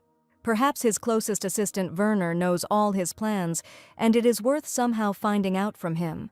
Emily was the only person who was connected to Werner, because she was also his personal secretary, and she will probably have to figure out on her own what they are up to in the future. As the Crown Prince said, there have been many deaths of descendants over the past year, and the carriage explosion they survived was carried out by the same group. The worst thing is that this time they attacked the younger brother, and as if the tragic incident with the carriage wasn't enough for them. Therefore, he understood that if all this really was an attack directed at the descendants of the prophets, then their goal was probably won. The obstacle to the transmission of blessings through generations was the only reason they wanted to kill them. It sounded like something only a dark mage could think of, but there was actually one dark mage in this room who was unlikely to have any connection to it. Everyone looked at Emily, who had dark, magical energy boiling in her veins. This question was serious. That's why he even called Isaac too ignorant towards his sister when he said those words. Emily didn't feel resentment towards her brother, but Edmund said he needed to be taught a lesson so that he would think about what he was saying. The Dark Mages were sealed on Thanatos Island for a long time, and the Vatican is tasked with monitoring them to this day, which means either the Dark Mage escaped, or the Vatican itself orchestrated the whole thing. It was becoming clear how the monsters were controlled, and something had definitely been missed here. If this is a dark magician, then he could independently tame monsters that worship their master, fulfilling his will. If it was the Vatican, they couldn't use divine power to gather and manipulate monsters and also force them to do what they wanted. In other words, neither side was treated well by the ducal family, so it is reasonable to expect the attacks to continue. Moreover, now the Crown Prince was going to stay in their house, and the ducal family had to do something. It was necessary to come up with a secret signal that the Crown Prince would never guess about, and this was the only way. Until Tristan returns to the palace, the siblings must remain vigilant to protect their family from the revelation of terrible secrets. The very next day, Mr. Tristan arrived at the mansion. He intended to stay there incognito, but his brothers and sisters greeted him warmly. Therefore, he admitted that they were grateful that the gentleman had come personally to deal with their difficulties and was willing to sacrifice his time for the sake of salvation. Everyone was quite worried after the recent incident, but Tristan heard that after that the academy was running smoothly as usual. Now they have officially assessed this as an attack by monsters, but everyone understood that there must clearly be someone behind this. The servants of the ducal house presented the prince with a bottle of expensive wine, and everyone knew perfectly well that this year the Vatican and the Empire were planning to conclude a new treaty. It is for this reason that the Ackman household remains silent for now. The butler politely poured a thin stream of expensive red wine. Edmund suggested that Tristan have an aperitif first before the hearty dinner that awaited him that day. It was a Schuylkill vermouth, vintage 33, and it was specially presented to show respect to the dear guest. This action could be translated as the head of the ducal family wanted to meet secretly in the evening, probably wanted to discuss something with Tristan. Holding a glass of aromatic drink in his hands, the prince began to think there was something else interesting to him in this story. One important point was haunting him, and after the monster attack he couldn't stop thinking about it. The question was whether the holy blessing was powerful enough to repel the bloodthirsty hellish monsters. No one expected such a question, and Edmund opened his mouth in surprise, asking His Highness for forgiveness. Tristan probably suspected something, but he couldn't talk about it openly, and only tried to answer his suspicions with questions. So he asked him to repeat it. He coughed 3 times, and this was a signal to divert the attention of His Highness the Crown Prince. Julia decided to intervene to distract the gentleman. He shouted loudly. It seems she saw a suspicious, strange shadow outside the window. Even Andrea, at his young age, would not have fallen for such a stupid trick, and what else could one expect from Julia? Tristan merely noted that Lady Julia seemed to have a very keen eye, and even asked her to describe what she had seen, since, if you think about it, not much time had passed since the last attack. Secret ill-wishers were moving faster than he imagined, and Emily couldn't tell if it was a joke or just sarcasm. The gentleman was extremely serious, and obviously the next target of the attack was the Walker ducal family. He was absolutely serious. His Highness Tristan seemed not to understand the whole situation, and now he was concerned with other important issues. The master ordered the butler to strengthen security and search for any traces of the intruder that might have remained on the territory of the ducal mansion or outside. Edmund promised to take special measures to ensure that such an unfortunate incident did not happen again. The opponents were able to summon monsters, so naturally it was difficult to defend against them, and everyone understood this perfectly well. Perhaps this would settle the situation for now, and Edmund suggested continuing the meal while the principal tried to ask something about the divine blessing. Tristan noticed that the monsters avoided Duke Walker and Julia, and he may not be a very smart person, but he had a good memory. And if it is really done in a blessing, then it loses all meaning since the monster attacked Lady Emily. Emily had suggested taking a chance and guessing, and now the first thing she needed to do was pretend to be miserable and unhappy. Perhaps due to the lack of divine power, the monster did not approach her, and the more careless she behaves, the more they should pity her. For Mr. Tristan, this was actually no secret at all, and he already knew about Emily's abilities. He let it slip, but he didn't think that the girl's talent was insignificant, and asked her to belittle herself. Now it looked like support, but unfortunately the prince did not know that this girl possessed the most powerful dark magic. And the best option now was to pretend to be a sweet, innocent lady who politely thanked Tristan for his kind words. To his surprise, this was the first time he had heard gratitude addressed to him, and he even felt a little embarrassed. He looked away, thoughtfully looking somewhere to the side, and at that moment it seemed as if something happened between them. It was strange, but Tristan seemed to be kinder to this girl, and he wasn't particularly kind to anyone else. He decided to admit it right now, as if he didn't realize what he was saying, and it's good that only his family heard it, otherwise it could have led to a scandal. Considering the personality of the Crown Prince, which she had learned after many years of working for him, she understood that he was not pretending. It was impossible to get this man to have a frank conversation, but now sweet words seemed to flow from his lips. And such things could be easily misunderstood, but Emily just continued to smile sweetly back at him. Suddenly, a loud bang was heard in the living room. It was Isaac slamming his fist on the table, and he was worried why the butler hadn't brought the food yet. The servant promised to prepare everything immediately, and as quickly as possible their conversation dragged on so long that he completely forgot about food. The gentleman noted that the attention and devotion of the ducal family was admirable, and the aroma of delicious fried meat spread late. Lately, Isaac could rarely control his urges if he was overcome by anger. He showed it with his whole appearance. Julia glared at her brother, letting him know that now was not the time to be acting like a zombie. Tristan suggested they begin the magnificent meal, and he could no longer resist that incomparable aroma. After dinner, the first thing Julia did was ask her sister about her relationship with the Crown Prince, and this question seemed unexpected. The girl's face was extremely serious, as if she suspected something was wrong between them. Emily thought for a moment and replied that they only had a boss-employee relationship, as she had been working as a secretary for a long time. And at the same time she said that Tristan was very kind, but this was simple flattery, and Julia did not understand why she was talking such nonsense. Unfortunately, my sister didn't understand that this was necessary for survival in this world, where it was important to choose the right words to build communication. For an unrivaled alchemist genius like Julia, a noble princess who was raised as an alchemist the world had never seen before, this may be an unnecessary skill. For Emily, it was simply necessary, and it is quite possible that her sister will never be able to understand her motives. Julia just wanted to say that she knew her sister was kind by nature, but she was worried that this could cause misunderstanding. Perhaps she was just worried about her, but right now there was such a mess in Julia's head that she didn't understand at all what was happening. The sisters hugged each other, and Julia admitted that the fact that he was the crown prince hardly made him so wonderful, and her sister did not need his useless advice. The sister started to cry. It seemed to irritate her, and she sternly asked the lady to stop treating her like a little child.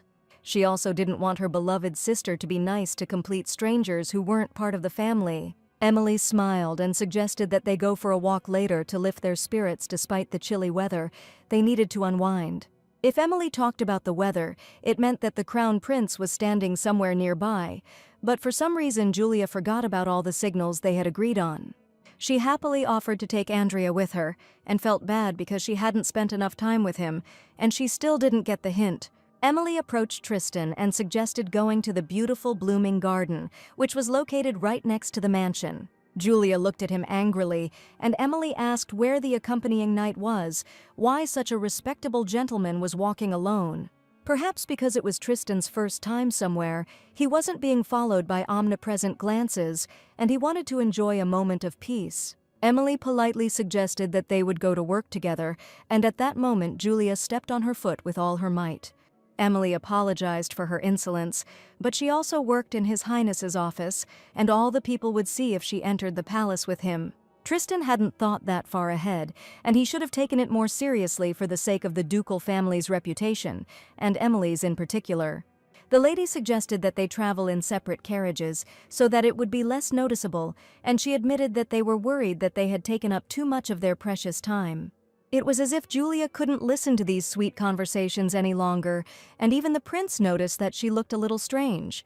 He couldn't help but notice that the girl's foot had been stepped on for a long time, and it was Emily who was trying to make her sister understand that she shouldn't behave like that. Julia felt awkward from this question and didn't even know what to answer the venerable gentleman. She figured she'd recently developed an illness that had suddenly forced her to tap dance, and so Emily was trying to hold her back. Her answer sounded so stupid and absurd that Tristan didn't even want to ask any more questions. Emily wanted to grab her head, not understanding, because there had to be a limit to how weird you could be. The three of them stood there in awkward silence after Lady Julia's answer, and Emily finally managed to calm her down. Julia was awkwardly silent, and she had just blurted out some utter nonsense, and the prince tried to understand whether this was really possible, and he really wanted to believe this girl. Emily was ready to burst into tears of laughter. Even the great Tristan was in disarray, and His Highness might have trouble understanding the mood, but he was no fool. She couldn't just leave this situation like that while Julia was ready to disappear into thin air. To hide her shame, Julia leaned against her sister, and Emily confessed that His Highness might misunderstand her sister had been into dancing for some time. She made a noise, stamping her feet, so that she could rehearse at any time. When it gets carried away by one thing, it cannot control itself. Now Tristan finally understood why the lady wanted to take a long vacation, and this was the most important reason. Emily told a story that for a long time, Julia was only interested in alchemy, so the whole family was very worried, and it was a relief for them that she found a safe hobby.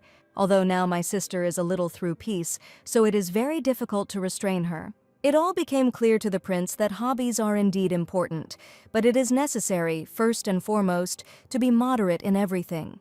Finally, the situation was resolved. Yulia admitted that she would definitely keep in mind the words of the venerable gentleman. However, he felt very sorry because he had long wanted to ask Mrs. Julia to test the new potion. A spark of interest lit up the girl's eyes, and as soon as she heard about this, she could not contain her admiring emotions. Frostwood Forest's keeper sadly died, but while clearing the remains of the forest, an ancient book was found that would be difficult for the average person to understand. The book contained instructions and a recipe for some kind of medicine, and Tristan wanted to ask for Julia's help. The recipe requires holy water, making it highly likely that this is a lost recipe for a potion that was used during the holy battle.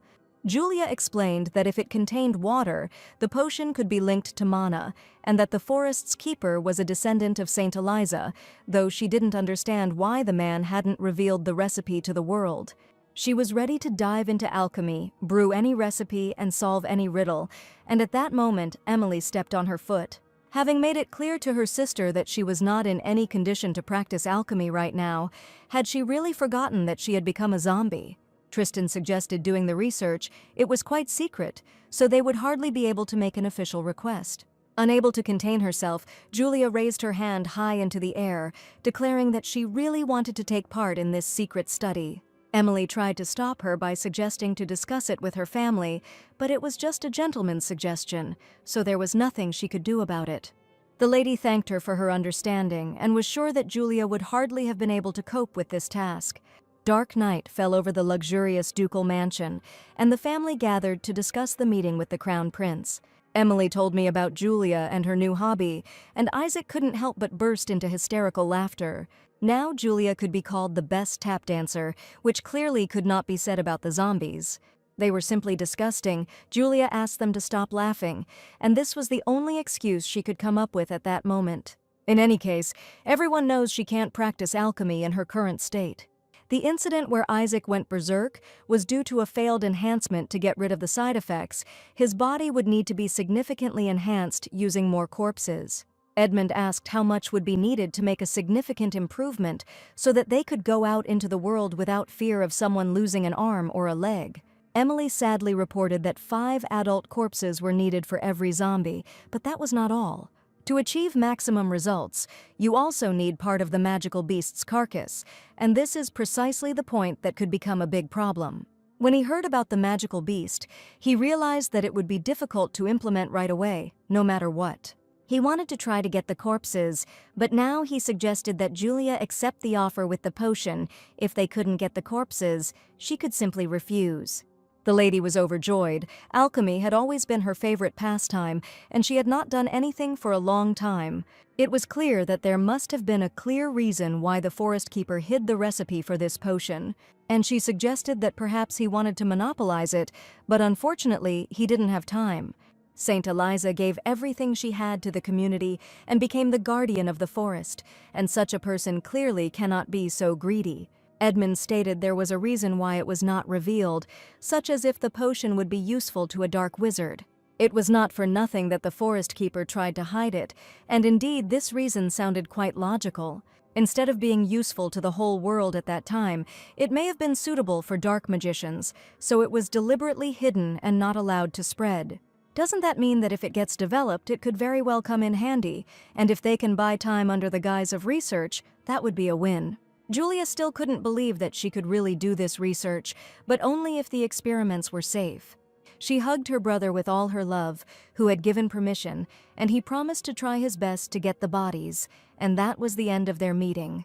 The next day, Werner met the gentleman, and the first thing he asked was why His Highness was riding in a separate carriage and not in Emily's carriage. The lady said it would be unseemly for them to be seen in the same carriage, and it was Tristan's fault for not being more careful. Indeed, this could lead to misunderstandings, and Werner thought that since he was accompanying the gentleman, there should be no problems. It seemed to Werner that the suspicions regarding the lady had been resolved, and if there had been anything suspicious, he would have already given the order to search for the Duke's estate. In Werner's opinion, there was no reason to further suspect Emily. Her talent for reading the remnants of dark magic had been proven at the academy, and the Holy See had probably taken the bodies, not wanting to leave evidence. Emily was very kind, affectionate, and smiled a lot at Werner, and such a girl turned out to be soft for him. She is also quite brave, as she protected her little brother from a bloodthirsty monster, sacrificing herself. Therefore, the knight was sure that she was definitely a decent person who should not be doubted. This may indeed have been the case, but Tristan decided that he still needed to check something. And every time he liked to repeat one phrase, a friend to all, a friend to none, and you could expect anything from people. The carriage Emily was riding in today was new and seemed to have been made quite recently, which made him suspicious. There is a tax on the purchase of carriages, which means that if he wants, he can find out how many carriages her family bought. The prince saw no record of the duchy purchasing a new carriage. The carriage was acquired in secret, and this is a very interesting point. The Walker ducal family now held too many secrets, but each of them always acted with caution. That night, Emily met her brothers and sister near a tall tower that towered right before her eyes. She quietly knocked on the door and silently waited for an answer, because today was not an ordinary night. Isaac asked the leaders to enter as quietly as possible. Everyone was dressed in black formal suits, and they had a very important mission. The heroes arrived at the corpse storage department, currently working overtime at the Imperial Palace in anticipation of the Crown Prince's birthday, and this turned out to be the perfect opportunity to get here. There seemed to be about 69 corpses here, and they were in just good condition. Edmund suggested that if they used everything, there would be 20 per person, and that should be enough to return to normal life. Each corpse had a tag on its leg with its name, age, and date of execution. I had to ask someone for help a few days ago so they could get in here. They had to contact Donald. They needed more corpses, and only he could help with this issue. The most powerful man on the black market who can get absolutely anything. Even for someone like Donald, getting his hands on fresh bodies is a bit of a challenge, but giving up was not a word in his vocabulary. The man suggested that perhaps they could use the bodies of executed prisoners so that no one would have any questions. Balan does not use other methods of execution, and the only method was predominantly hanging. If the executed have no apparent family to claim their bodies, they are preserved for a period of time and then cremated on an appointed date. Donald suggested that they take the bodies before the cremation took place and simply leave a note that the cremation had taken place, and that would be the perfect crime. He heard that the corpses were kept in the Imperial Palace, but there weren't even any guards there, since Donald had already planted someone inside. Edmund agreed to this deal and asked how many bodies they would end up with if they went to the tower. The Baland Empire covered a quarter of the continent. It was a huge land, and that said a lot. Donald voiced his answer: there will be as many bodies as the ducal family wants. Therefore, the heroes managed to get into the tower where the bodies of the executed lay without incident, and Edamont felt that his sister was clearly worried. Stroking her head, he asked her not to blame herself under any circumstances and to just think about her brothers and sisters. This was Emily's first time using so many corpses, but she thought she could definitely handle such a difficult task. She suggested starting as soon as possible before it was too late. Julia, Isaac, and Edmund were ready for the new ritual, and they took it very seriously. The words of the spell wove into an ominous melody, causing the air to tremble with tension, the purple glow intensifying, wrapping itself around the zombies' bodies like a cocoon. Emily concentrated, directing a stream of magic into each of them. The dark mage used her blood as the final catalyst, drop by drop, the crimson liquid falling onto the altar like rain in the underworld. She believed in her powers. Dark, magical energy enveloped the tower and everyone inside, while the lady tried to help her family become normal again. That night, in the ducal mansion, someone could not find peace, trying to find at least some clues. It was the Crown Prince, walking slowly down the dark corridor lit by the Moon Council. It was too quiet here today, as if the owners of the estate had gone somewhere, and he clearly felt as if there was no one here. Everyone in the Duke's family slept little, and he immediately noticed something like this. Even late at night they made noise or wandered through the corridors until dawn, their steps clearly audible in his room. So Tristan realized that it was rather suspicious that night, very quiet, as if everyone was actually sleeping for the first time in all these days. This was his chance to turn the entire Hertz house upside down and examine some of the rooms in an attempt to find something. Tristan wanted to find the records of the carriage's purchase and check the dates, and when he did that, then everything would be crystal clear. He entered the main office and began slowly looking through the papers to find at least some records about the new carriage. It was quite difficult to find them, and it seems that searching for them at night is too much.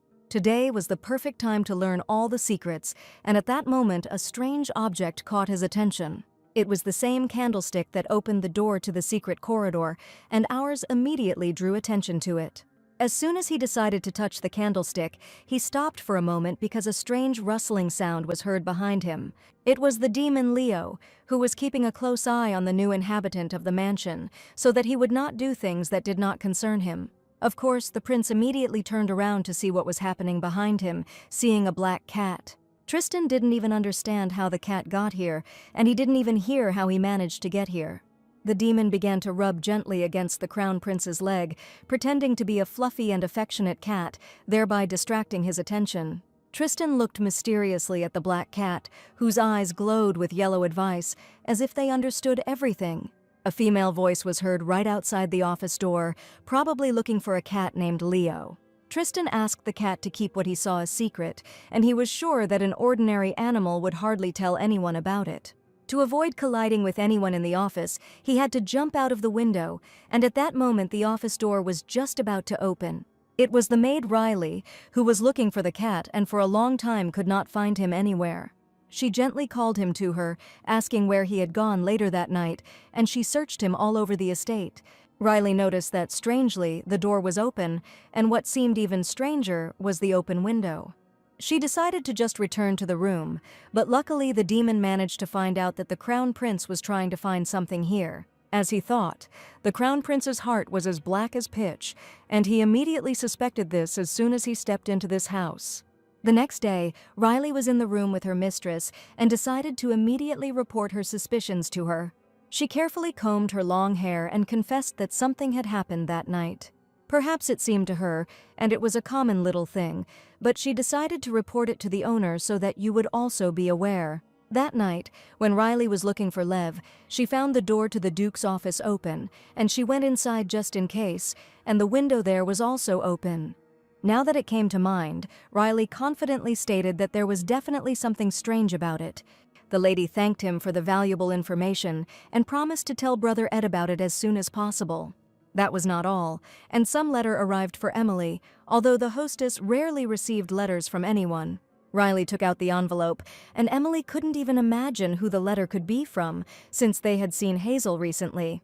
The letter was sealed with a blue seal with a blue dove on it, and Emily immediately knew who it was from. Natalie Spencer, one of her 3 closest friends from the academy, and a girl who is practically at the top of high society. The friend knew very well that Emily was always busy, but for some reason she decided to send her a message, and the lady became curious. Natalie wrote to a dear friend that she heard from someone that they met with Hazel without her, and did not even invite her. The lady wrote that perhaps she deserved pity here, and asked her friend to come to the party and would also be glad to see Hazel. Having decided to send the invitation a month earlier because she really wanted to see her, Natalie asked her to attend the upcoming tea party. She recently made a new friend, and she really wanted to introduce her to Emily, so the 3 of them wanted to have tea together to get to know each other better. Natalie had heard a rumor that Emily and the Crown Prince had been traveling to work together a lot lately, and she really wanted to know all the details. Emily asked for a response to her letter, stating that the exact date could be discussed after the celebration. She asked Riley to be sure to add that there was nothing between her and the prince, and there was no need to ask about it. Suddenly, a loud roar was heard from somewhere behind the neighboring rooms, and the ladies jumped in surprise. Emily was seriously scared and jumped up from her seat while Riley was braiding her hair.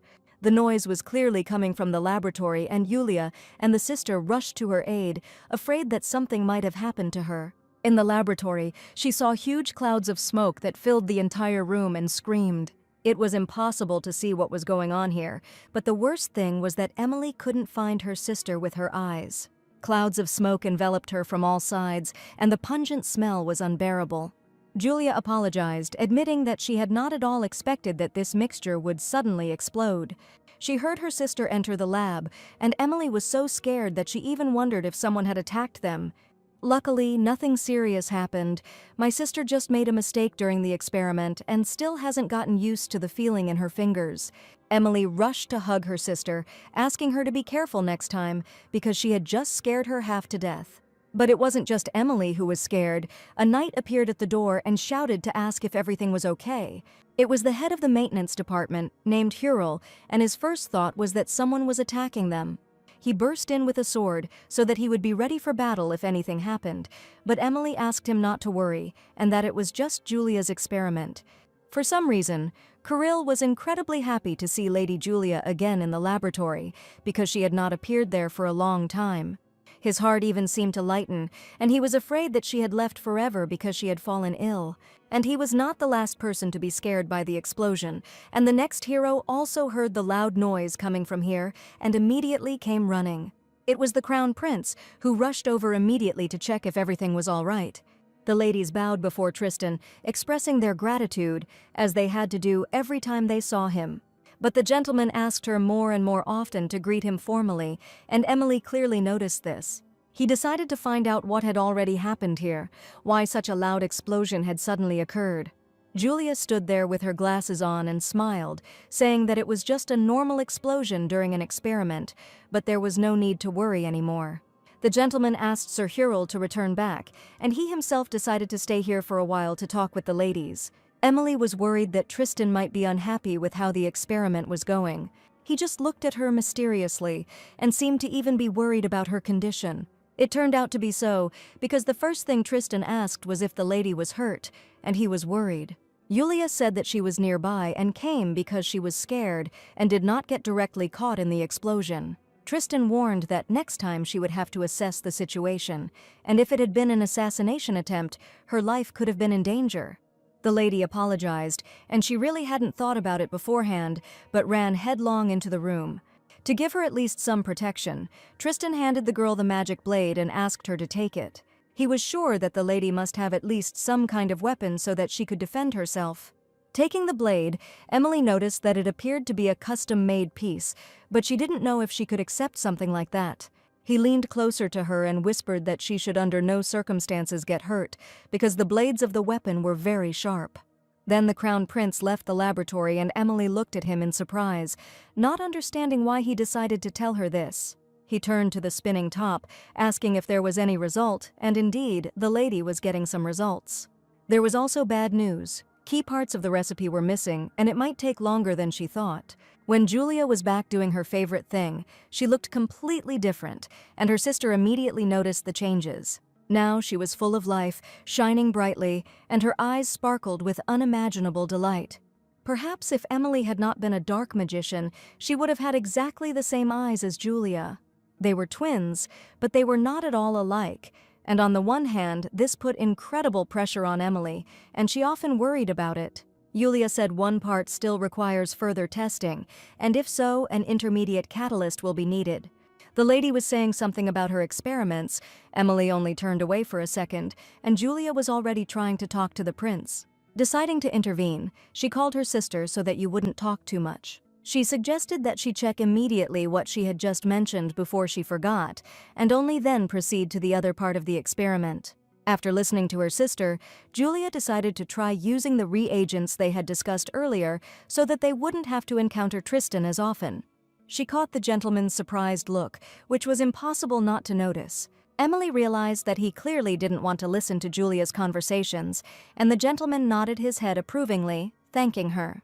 If things continued like this, it might not be so bad, and Emily had no idea what could go wrong. And there really was no point in thinking that way. She was completely confident in the proven plan, but unfortunately, events were already unfolding differently. Because soon a priest appeared in the Empire, who was sent here to carry out important tasks, and he was too close to the zombie heroes. A few days later, a gala dinner ball was held, to which Emily and her entire family were invited. Even though the heroes had become zombies, they needed to constantly appear in Soviet society to avoid arousing suspicion. Emily was closely assessing the situation, keeping an eye on her brothers, and it seemed like everyone was doing well without any problems. Even little Andrea came here with his new friend. Julia was not left unnoticed. She was talking to Mr. Rendler again, and it seemed he was still pestering her. The atmosphere was quite favorable, and Emily was incredibly happy that everything was going well. A lady with blue hair approached her, the same Natalie who joyfully exclaimed, "It is impossible not to meet Emily." They started a pleasant conversation. The lady said that she was busy and spending time with her family, and she had heard about Natalie everywhere. This was not surprising, of course.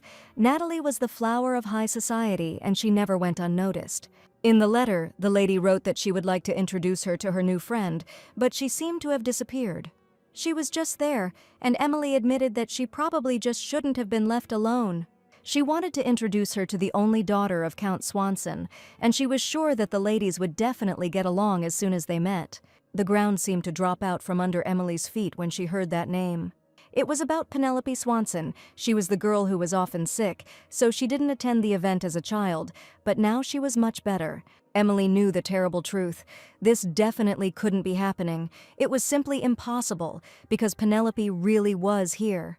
She was sure that Count Swanson's only daughter had been dead for a long time, and she certainly could not be mistaken. Emily once personally came to her funeral and did not understand how Natalie could forget about it, and how this was even possible. Somehow the situation felt painfully familiar, a dead person suddenly coming back to life, and now Emily really wanted to see her. Natalie was incredibly happy that the lady agreed, especially since she took it with such interest. Emily didn't understand what it was, and it was only possible to find out when she met Penelope, who should have been decomposing in her coffin long ago. The guests were announced that His Highness the Crown Prince had entered the room, and silence reigned in the hall. Tristan was unsurpassedly elegant. Distinguished guests greeted him with respect, and his refined manners could not go unnoticed. He cast his gaze upon all the ladies who bowed their heads before the great prince. From the top floor, the prince thanked those present for coming to the birthday celebration, asking them to simply rejoice and enjoy the banquet. The event was truly fascinating, with some presenting gifts to the prince and the sacred choir singing songs. The most important parts were left behind, so Emily decided that after talking a little more, she could finally leave. For some reason, with each passing hour she felt more and more weak, and soon she began to feel very nauseous. Deciding to get some fresh air, which she was sure would definitely help, Emily left the banquet hall. She stepped out onto the balcony, enveloped in fragrant green trees, and guessed that perhaps it was because she hadn't slept all night. With each breath of fresh air, I actually stopped a little easier, but at that moment, someone else appeared on the balcony. As it turned out, the Crown Prince was already here, and it seemed the lady had arrived here before he arrived.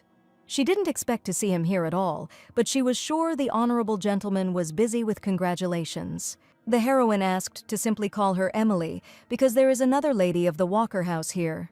The Prince of Hesitation agreed to do just that. He saw nothing wrong with it if they dropped the familiarity. Emily congratulated Tristan on his birthday once again. She sent her gift to the Imperial Treasury, and he should arrive soon. Lately, she noticed that the gentleman was incredibly fond of mint tea, but it was quite difficult to find in their time, since trade routes were blocked. Tristan always seemed emotionless, but he was easy to read, and now he was clearly wondering how she knew about it. The gentleman usually pretended to drink tea, but in reality he loved mint tea exclusively, and in her opinion, this was obvious. No one before Emily had been so attentive to the prince, and he could not help but notice it. He seemed to be getting closer and closer, and looking at him, Emily realized she urgently needed to go somewhere. She apologized for her rudeness and decided to leave, but the gentleman asked the lady to wait. There were too many eyes watching them now, and for some reason the young man decided to tell her about it. The music would soon change, and he asked the ladies to come back after that, when the dancing began, so that no one would pay attention to them. She had probably heard rumors spreading before, but Emily didn't think the gentleman knew about them either, and they were probably just making things up after they had been investigating together. Emily suggested that this was probably causing the gentleman some discomfort, and perhaps they should avoid meeting together. Standing close to her, he admitted that there was no need for this, and he was certainly not afraid of stupid rumors. Suddenly the music changed. Emily decided that she had better get back to the hall where her zombie relatives remained as soon as possible. Without turning around, she ran towards them to check, and for some reason her heart was pounding wildly. Perhaps she was just nervous, but perhaps something had really changed between her and the prince lately. The heroine couldn't understand what was going on, but she clearly felt it. The sensation was becoming much worse than her nerves. With every step she took, it seemed to be becoming more and more difficult for her to breathe, and her head was spinning very badly. And she didn't even realize how she reached the first wall she came across, leaned against it, and was ready to faint right there. For some reason she felt incredibly ill. She started shaking, and someone came up to her and asked if everything was okay with her. It was that same blue-eyed priest who noticed that the girl looked unwell, and now the dark magician turned out to be just prey that had fallen into the predator's field of vision. The priest's name was Zion, and he could not leave the poor girl without attention, because he was used to helping everyone. He told Paolo that the lady was very ill. She could hardly say a word, but the closer the divine power was to the dark magician, the worse he felt. Paolo asked the priest not to worry, as His Holiness had to go and give his blessing to the crown prince. Zion was sure the lady would be better if he shared some of his divine power with her, and Emily was afraid that she might die from it. The Great Blessing is a grueling ritual, and Zion cannot waste divine power on such a trifle before such an important event. But the priest sincerely believed that the Almighty always said that first we must save the people who are nearby, and only then help others. Emily didn't understand why all the priests decided to argue with each other if they were united by the same faith. She found some strength in herself and quietly said, "She is completely fine, and it is a great honor to meet His Holiness in person." She needed the priest to go somewhere far away, but the assistant kept insisting on continuing his work. Zion took the lady's hands, confessing that in that case he could not do anything, and asked the lady not to overwork herself anymore and to rest. He only said, "May blessings always accompany her in everything she does and in her health." Emily was almost ready to faint, but she had to endure this test. Finally, the two left, and the dark mage Emily was able to exhale. All this time, Zion couldn't stop thinking about that young aristocrat, and really wanted to know who she was. Paolo said this is the daughter of the Walker house, the third and fourth daughters are twins, and it seems that this is the fourth named Emily. For some reason, she attracted his attention. His kind heart seemed to want to help this girl. His assistant even offered that if the priest so desired, he could personally arrange a personal meeting with her. Paolo refused this offer and was sure that fate itself would bring them together. He felt something strange, but it certainly couldn't be, and perhaps he was wrong in his assumptions. He asked to arrange a personal audience with His Highness the Crown Prince for tomorrow, and that was the first reason he came here.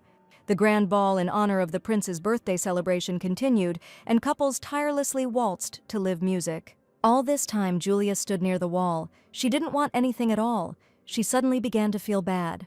The lady even suggested that perhaps she was drunk, but zombies are unlikely to get drunk on a couple of glasses of wine. The state was simply impossible to feel. Julia held her head and tried to at least stay on her feet.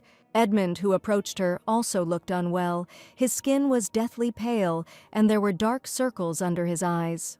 The situation started unexpectedly. No one understood what was happening, and Julia decided to ask Emily. She had decided for now to just say that she felt unwell and go back, and that was the best option, but Isaac still disappeared somewhere. Looking into the crowd, the brother and sister tried to find Isaac because he was the most angry of them.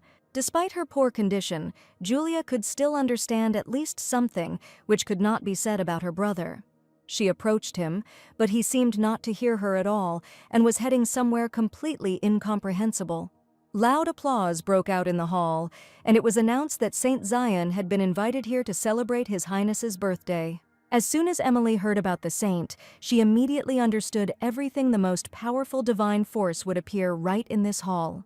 She held Isaac's hand tightly because she knew that at any moment he could start acting like a real zombie, but the saint was already ready to go out to the guests.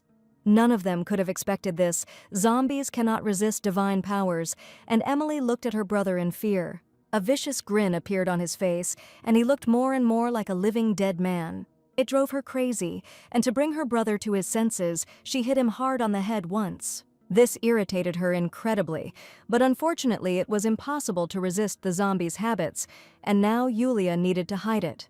She poked him in the eyes with all her anger, saying that he had better close them for a while so as not to irritate her with his antics. Yulia didn't notice how she began to get very angry and hit her brother on the leg to stop him from twitching.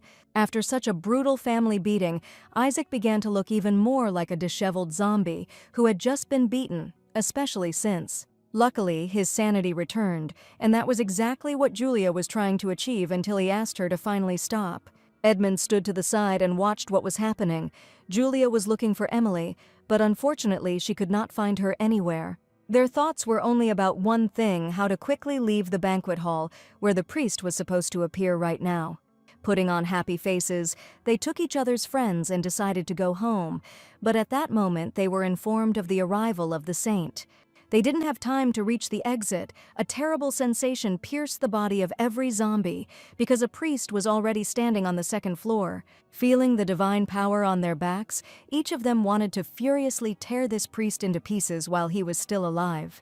Julia tried to pull herself together, realizing that if she too lost control, it could turn into a real disaster. And she had less and less strength left, and if they were caught, everyone would find out that they were real zombies, and all her relatives would simply die. Zombie Julia was already dead. If this continued, she would end up killing someone she should never touch, but really, she shouldn't. The guests in the hall continued to converse, and everyone was waiting for the main speech of the priest, who had arrived here to congratulate the crown prince. Emily stared into the room, and the real state of affairs turned out to be much worse than she could have expected. Edmund was standing against the wall, unable to move, and it was a complete disaster. Also, somewhere in the center of the hall stood Julia and Isaac. They stood motionless, and Emily understood that at any moment they could turn into real zombies. In this case, it was unlikely that anything could be done, so it was necessary to do something right now. The priest greeted all the guests present, raising his hand upwards, a gesture of gratitude. Emily had no other option but to turn to the demon Leo, who must always be near his mistress. She called upon him to help the demon sort out the situation in order to save her beloved brothers and sister. The demon's help was needed, and she asked to be told how to get her brothers and sister out of here so that they wouldn't be caught, and they would hardly be able to do it on their own. The demon immediately realized that there was a light one in the hall, and it was impossible not to notice. He knew that he felt an unpleasant presence, and for every dark magician, or even more so a demon, the presence of an opposing force was a test. Lev was indignant. Did the lady really think that he was some kind of lamp that fulfilled wishes? After all, there are such demons, but this is not his specialty. Now Emily knew the situation was dire, and she just wanted to hear an answer. The demon stated that he could not do anything for his mistress, because he was not the master of these guys who had become zombies. Because Emily was their rightful mistress, and they were her familiars who had to obey her. If Emily wants them to suppress their instincts and obey her, she must give the order, and then the servants will kneel before her and swear allegiance. All she had to do was order her family to carry out her will, that's all. The demon confirmed that her soul and the zombie bodies were connected by the thread of master and servant, so she could indeed give them orders. It was a master-servant relationship, but Emily saw it as something terrible, because they were still her family. Watching her brothers and sister slowly being consumed by their instincts, she knew she had no time to hesitate. Having gathered her strength, the heroine decided to try this option because there were no others left. She mentally gave the order for the zombies to stop and stop moving to see if it worked or not. Her hands were shaking. She had never done anything like this before, and now she needed to give another order. The zombies moved their legs like dolls, and the owner mentally ordered them to go home as quickly as possible. Emily really wanted it to help, and the next moment she just sat on the floor, completely exhausted. This ball turned out to be very difficult, but everything would have been just great if a saint hadn't appeared and managed to ruin everything. The next day, the lady came to work, but heard some strange conversations right outside her office. The knight claimed that it was impossible for a saint to get to the meeting without an appointment, but for some reason Paolo was there. She felt that aura again, and she couldn't do anything because dark magic was flowing through her veins, and it was simply impossible to resist. She certainly didn't expect to see a priest here early in the morning, who for some reason called her by name. The young man approached the lady and asked if she remembered him. Just yesterday they had seen each other at the Crown Prince's ball. Of course she remembered everything. It was impossible to forget this meeting, because it seemed like she still felt sick from his mere presence. Zion actually had something urgent to convey to the prince, but it was said that he would have a hard time finding the time. He asked Emily if it was really impossible, since his request could only take a minute. It wasn't something Emily could do as a secretary, and she admitted she suddenly felt even worse. Barely containing her intense nausea, the lady admitted that she had not heard anything about His Highness the Crown Prince's new meeting schedule. Zion simply walked in and asked for an audience, and it seemed he didn't even give any advance notice of his visit. It wasn't easy to get to the Crown Prince, but for some reason Zion continued to stand and talk to Emily. Everything had to be according to the rules, no exceptions for saints, but Emily had no other choice now. She politely invited Zion to follow her into the office to ask him some important questions. She was getting worse with each passing minute, but after yesterday's ball, Emily had already been diligently holding back these attacks. She asked Zion to sit down and what kind of tea he preferred, but the priest didn't need anything, since he was just a guest who had dropped in for a short while. The Crown Prince especially hates anything that goes against his expectations, and such an unexpected visit would leave the worst possible first impression, but perhaps that doesn't matter, since he has the entire Vatican on his side. Zion again spoke his name. He was only a humble servant, so the name was enough. Emily didn't want any familiarity at all. She didn't care what she called him, as long as he left here as soon as possible. The young man confessed that he had run away today, and if Father Paolo found out, he would have big problems. The Vatican believes that appealing to the imperial family is, first and foremost, a defeat, so doing so is strictly forbidden. Emily knew that a saint was not allowed to act against the will of the Vatican. For some reason, the young man decided to act on his own, and there was definitely a good reason for this. The lady might have thought that this was not quite the behavior of a saint, and it was all too obvious from her face.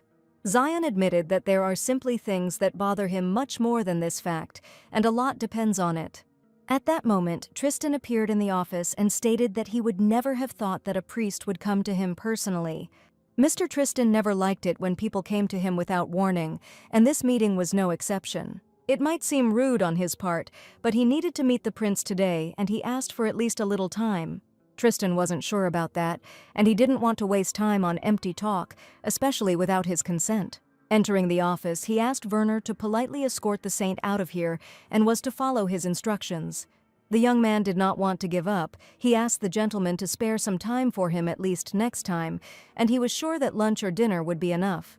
It wasn't about negotiations. He came here because of a matter that was also important for the Crown Prince, but Tristan suggested discussing everything at an official meeting.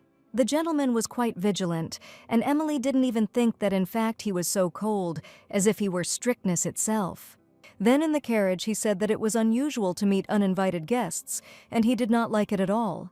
When Emily asked if such things happened often, the gentleman said that the thought of the son of heretics one day becoming emperor was unbearable.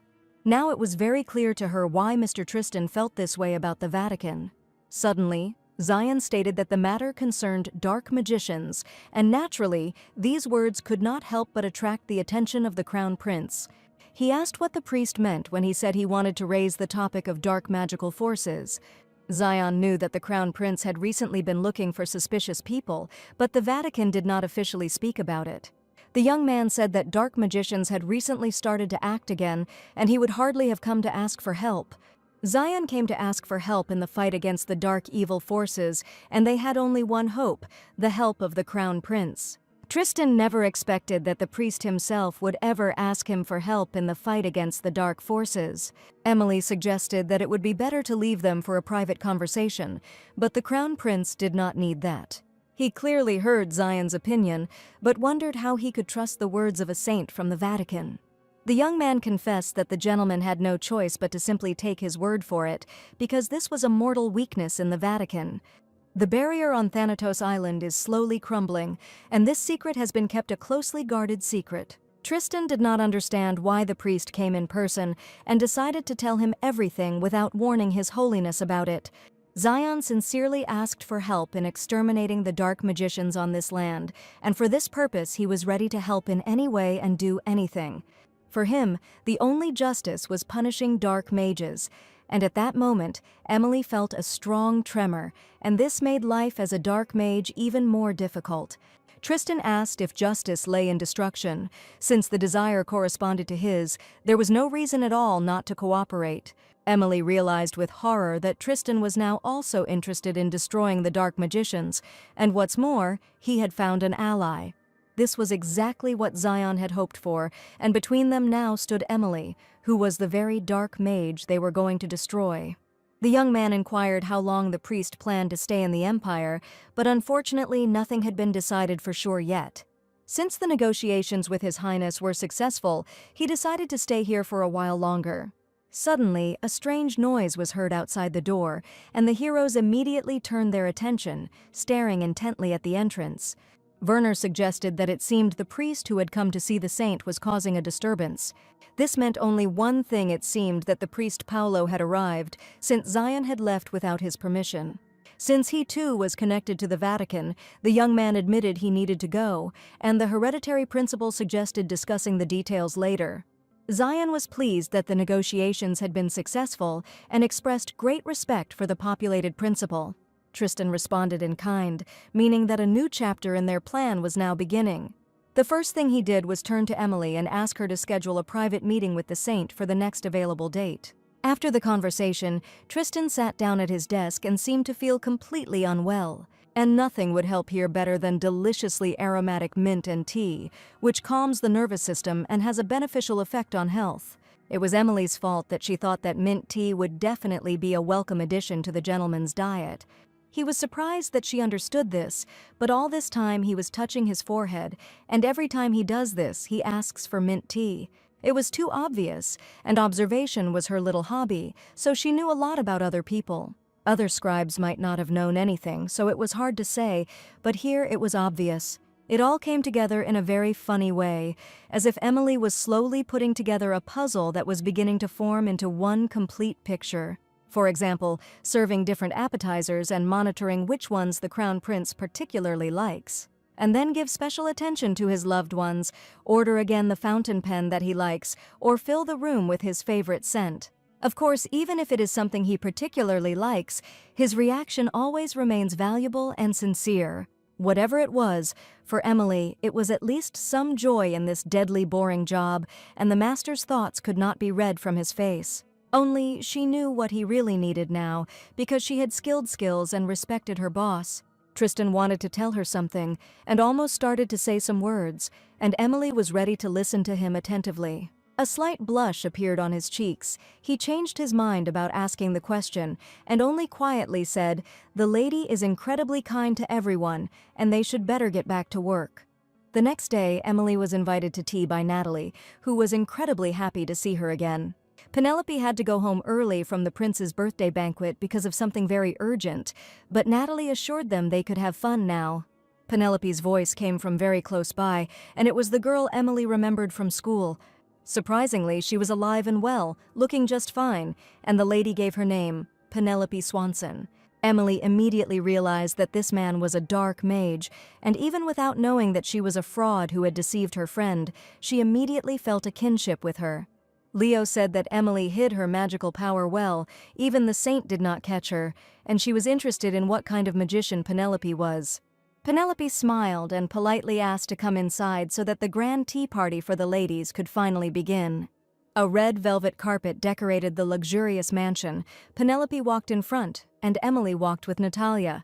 There was no reaction from Penelope, and as the lady thought, she did not notice anything, but now she needs to be careful not to reveal herself today. The table was laden with sweet treats, and the servants were well prepared to organize the tea party. Penelope announced that Lady Emily and Lady Natalie had finally arrived and asked the other girls to greet them. The ladies smiled and greeted each other politely. Some of them had not seen each other for a long time, but all knew who Lady Walker was.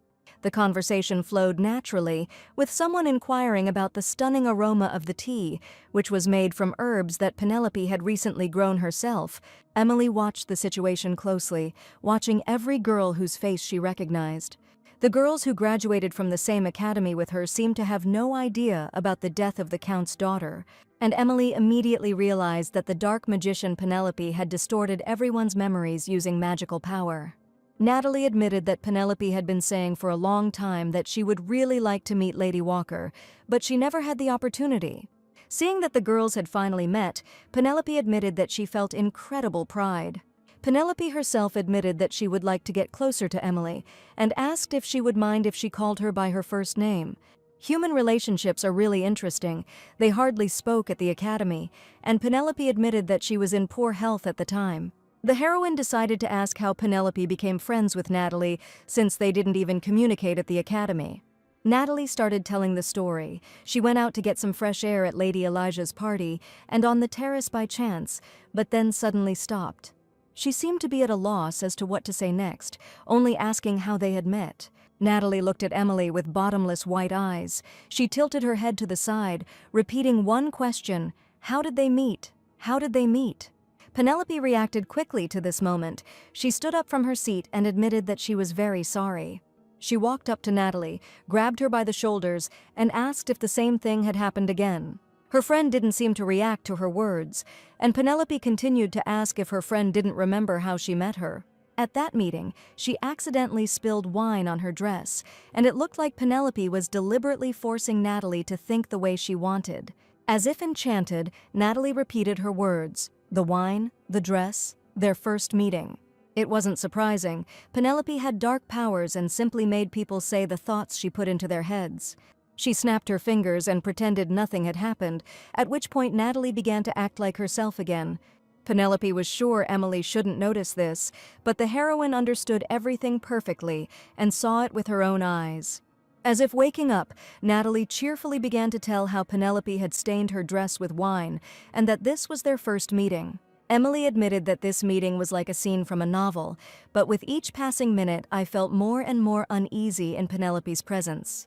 Natalie thought it was funny, but Emily knew there was no trace of her friend left here, and everyone present was being controlled by dark magic. It was mind control, an ability that allowed her to influence the memories and minds of those around her, and that's probably how she convinced the Count and Countess Swanson, not to mention the young ladies. If Emily shows any sign of remaining conscious, she's unlikely to be able to jump out of here. With such an ability, perhaps even if she simply disappeared, no one would notice, but fortunately, the same dark magician.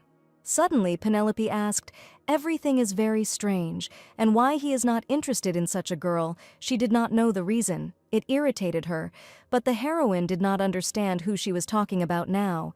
Penelope suggested that the ladies finish their tea at this point, and it did not last long. She admitted that she was very pleased to meet her. It was the most terrible tea party that the heroine had to attend. Smiling and not showing it, the lady admitted that it was simply a wonderful time spent, and she was very happy with the new acquaintance. Emily was finally sitting in the carriage, with the crown prince and the saint on one side, and the dark mage on the other, and the zombies to hide in the middle. It all seemed too tiring for her. Penelope watched the carriage leave. The servants lined up behind her, their heads bowed. The lady said she couldn't do it anymore. Such things didn't suit her character at all. Penelope couldn't understand why they were making such a fuss over a cup of tea, when noble ladies and their noisy bustle were something else entirely. She turned to Herman, who was standing among the others, and probably wanted to ask him for something. Herman also looked like a real zombie, and with a trembling voice asked why the lady was calling him. The lady stated that he hadn't noticed yet that she was standing in heels right now, and that he probably had to do something about it. She loved to bully the servants, and for Penelope this was the only joy, to anger the people around her. Herman had to kneel down to get Penelope to sit on him like a chair, despite the fact that there were other chairs nearby. She wanted to get rid of the dark magicians, but they were all at a disadvantage, and a saint from the Vatican had also recently arrived. The lady was indignant that Herman decided to answer her questions, since she hadn't asked for it at all.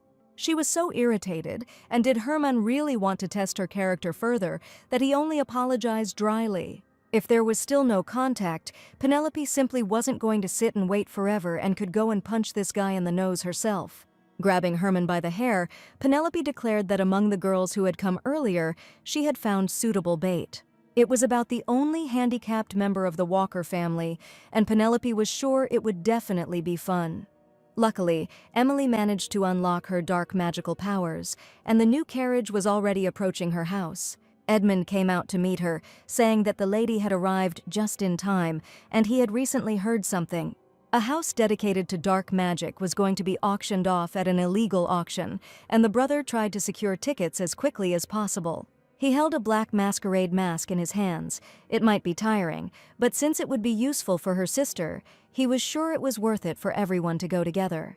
Emily desperately needed this book to improve her skills and perhaps someday bring her family back to life. It was a monthly auction where you could buy a unique, one-of-a-kind item. The Walker-Duke family was a classy family, and disguises were a great way for them to hide their identities, but today they looked like some kind of dangerous organization. Since they said the masks would help keep their identities hidden, there was nothing they could do about it, but it still felt a little suffocating to Emily. Just in case, she took a subspace pocket in which she could hide something and put important things there. Someone stopped Emily and asked her to wait, and she was afraid that someone would really ask her stupid questions now. The masked young man said that this was the entrance for guests, and the lady needed to go to the entrance for employees in the other direction. For some reason, he took her for his own. Lara went into a secluded room where there was absolutely no one. She heard a voice. The young man asked if she was a new worker and asked her to follow him, and she came much earlier than he expected. Emily wondered why everyone was acting like this, but because of that mask, they really did now mistake her for a worker. The young man said that she had been assigned to the lot storage, and she must have already heard the details. Emily asked to explain again, and at that time Julia and her brothers were puzzled as to where their sister had mysteriously disappeared to. No one understood. Just a moment ago she was following them, the auction had already begun, and the host asked the guests to take their seats. An announcement was made over the microphone. The first lot was a cursed diamond, about which there were an incredible number of legends. Many of the lots were already ready and were gradually brought onto the stage, while the staff responsibly carried out their work. The main girl was giving orders, and no one noticed that Emily wasn't an employee. She decided to take advantage of this opportunity and changed into the staff uniform with its shiny embroidery and asked what instructions awaited her. The young man asked to check the inventory a second time, but the second check was standard for such things. By giving her a book with the names of the items that were in the lots, he was confident that she could definitely handle it on her own. On the first page, she immediately found what she needed. It was item number 183, the volume on dark magic that she had come here for. Delighted that she would now be able to get to him first, Emily politely promised the employee to double-check everything, and her luck was surprisingly good. Upon entering the secret room, Emily immediately saw the necessary book, which was shrouded in a magical spell for safety, as well as chains. She heard that this book was taken from the tomb of a saint, which is why it was cursed so that no one could get to it. Judging by the security around the tome on dark magic, it was genuine, no doubt about it, and once she found out whether it was genuine or not, she should go back. When she wanted to go back out with the book, she certainly didn't expect to see pools of blood and bodies of people scattered all over the room. Something had clearly happened here. The smell of blood was simply unbearable, and Emily knew someone was standing behind her. A man's voice whispered in her ear what he should do now. It seemed to her that Emily had heard this voice somewhere before. When she turned around, she saw the same man with blue eyes in a robe, and it became clear that all this time he had been closely watching her life. The young man cut down all the people who were there with his sword and declared that the beautiful lady with pink hair was definitely lucky not to get caught. They stood opposite each other, strangers who seemed to have been brought together by more than just fate. It was that man, and last time he immediately recognized Emily and approached her, and it was no wonder why he was standing here now. The stranger said that they should have waited a little longer inside, because by then he would have already left, and they would hardly have crossed paths. He wasn't someone Emily could talk to buy herself time. She felt his strong aura, and for the first time she was truly afraid that she might die. It was no accident that he cut up all the people with a blade, and he was clearly looking for something here. His energy pulsed through the air like a pent-up storm, ready to unleash its full fury. His gaze piercing and cold as the winter wind slid over her, making her shudder. He touched her face and with one movement removed the mask, while Emily was completely unable to resist or do anything. When he saw her face, he immediately realized who she was and said that he did not even expect to see the Duke's daughter here. Now she was really scared. He saw her confidence through the mask, revealing fear and uncertainty. Emily clenched her fists, trying to hold back her trembling. The stranger in the black cloak admitted that this was causing even more trouble than he expected, and suggested that they simply pretend they didn't know each other. Emily wondered if he was going to kill her, and on the contrary, he asked her to do the same for him. So far, killing Emily was not really part of his plans, and all this was until he checked out another case. Touching her hair, the young man felt a strange aura and declared that Emily was a little different from other people. He was the first one who managed to recognize her. He saw a meeting with someone like him, but this could hardly be a conscious lady, so he doubted whether it was worth killing her right now. The stranger had another option, which he decided to voice. He asked if she could become a worthy human pet that he would be happy to take in. At the most opportune moment, people broke out and shouted for the gentleman to raise his hands up and surrender, as he was surrounded. The guards, drawing their swords, asked the criminal to surrender peacefully without incident. Having returned the mask to Emily, the young man declared that perhaps he had gotten carried away, but he was unlikely to forget that charming face. He understood that if he stayed here even for a moment longer, he would be arrested, and that was precisely why he needed to disappear. One of the young men shouted, wondering if the stranger still didn't understand the situation, but it turned out he didn't care at all. A powerful dark mage in a hooded robe forced all the guards to behave completely differently with just one snap of his fingers. Blood began to flow from under the mask of one of them, and it took only a moment for the dark magician to simply kill the people. Someone started coughing and choking, but one thing was clear: he shouldn't approach anyone at all to do his dirty work. With a sense of duty accomplished, the Dark Lord finally decided to leave, and this meeting turned out to be unforgettable. He came here with one purpose, and immediately approached the book surrounded by chains, which Emily also needed.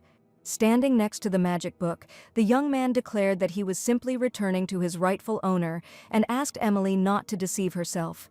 She understood that if she used dark magic on this person, he would immediately reveal it, and then he would learn the secret of how the brothers and sister returned to life. There was no way this could happen. It was as if there was no way out, but she wasn't ready to just lose the tome on dark magic. Emily asked, before he took the book and left, if he could ask her just one question. There was a radio lying right under her feet. Emily had an interesting idea and asked the stranger's name. He paused for a moment, thinking that Emily wouldn't do anything to him, and was ready to give his name. At this time, she turned on the radio behind her back. The young man's name was Laud, and it seemed to him that in fact she was not particularly interested in him. The lady replied that knowing the other person's name was basic etiquette, especially if they were stage partners. By pressing a button, she loudly announced that a lot with a certain number was ready and could be sent onto the stage right in front of all the other lots. Claude didn't understand what the lady was up to and why she was doing this, and couldn't just up and leave. The auction house prefers to raise the most significant lots in the simplest, even the most banal way. Suddenly, the floor began to spin under Claude's feet, and he felt as if he was about to fly out onto some stage. He was indeed not mistaken, the presenter said loudly. The lot that they are ready to present this time is nothing other than the most unexpected item that will simply be impossible to get anywhere. The curtains opened and Emily appeared before the guests with a walkie-talkie in her hands, a magic tome, and Claude, standing in a robe. The guests were puzzled as to what was going on there, and it seemed that there were some problems with the storage of the lots. An ominous laugh echoed throughout the hall, and Claude realized that it was the stupid girl who actually wanted to do this. His cold blue eyes flashed, and he declared that it was truly driving him crazy. For some reason, the young lady continues to perform strange tricks, although she could simply stop and calm down. She asked Claude not to be deceived. The volume was returning to its rightful owner, and these were the very words he spoke before he wanted to take the book. Claude agreed and was eager to find out who would win this battle between the dark magicians and who would get this ill-fated book. In the hall, all the guests did not understand what was happening and why the curtains on the new lot had not yet opened. Yulia couldn't find a place for herself, why her sister hadn't arrived yet, since the auction had already started a long time ago. The presenter announced that urgent news had arrived and that the lot that had been saved for last would have to be presented right now. He announced that the item had returned to them after 300 years, and Julia realized that he was talking about that very book. A volume on dark magic called Lemagaton appeared before the audience, and Emily, dressed in an employee uniform, and an unknown young man appeared on stage. Claude wanted to disappear without a trace, but Emily screamed loudly for the guards to pounce directly on the man who wanted to steal the book. Things were really going wrong for him, and he just wanted to go away quietly and peacefully. The knights rushed to catch the man who definitely shouldn't have been there, and Emily watched the whole time. Hearing Julia's voice, she turned around to see her running with her brothers straight towards her. She was standing on the top floor. It was very dangerous here, so they decided to get out as quickly as possible, and her brothers suggested that they jump and catch her. It looked like a scene from an action movie. The lady landed successfully in Isaac's arms, and he deftly grabbed her. Julia screamed out where she had been all this time, what she had been doing, and why she was even wearing an employee uniform. Something incredible was happening in the hall. Claude seemed to be trying to sort things out with everyone, while loud cries for help were heard here. The Walker ducal family decided to listen to Emily's explanation later, but for now, everyone needed to run, and as quickly as possible. The guests were panicking, the auction room was in chaos, and all the doors were locked. The exit was already packed with people. It was difficult to pass this way, and now it was Isaac's turn to show his strength. Isaac always said, "If there is no passage, make your own, and you can continue to enjoy the happy victory." Now that he had an incredible amount of strength, he kicked the entire wall above him and smashed it into tiny pieces. He grabbed Julia by the other arm, and this way it would be faster to get out than if the ladies ran on their own. They managed to get out very quickly. Isaac ran quite far and was sure that now they would definitely not be followed. Edmund noted that it seemed like his brother had recovered his physical abilities well, and even he still couldn't catch his breath. Isaac ran at full speed for the first time, although there were still some shortcomings compared to the last one, but he still felt much better.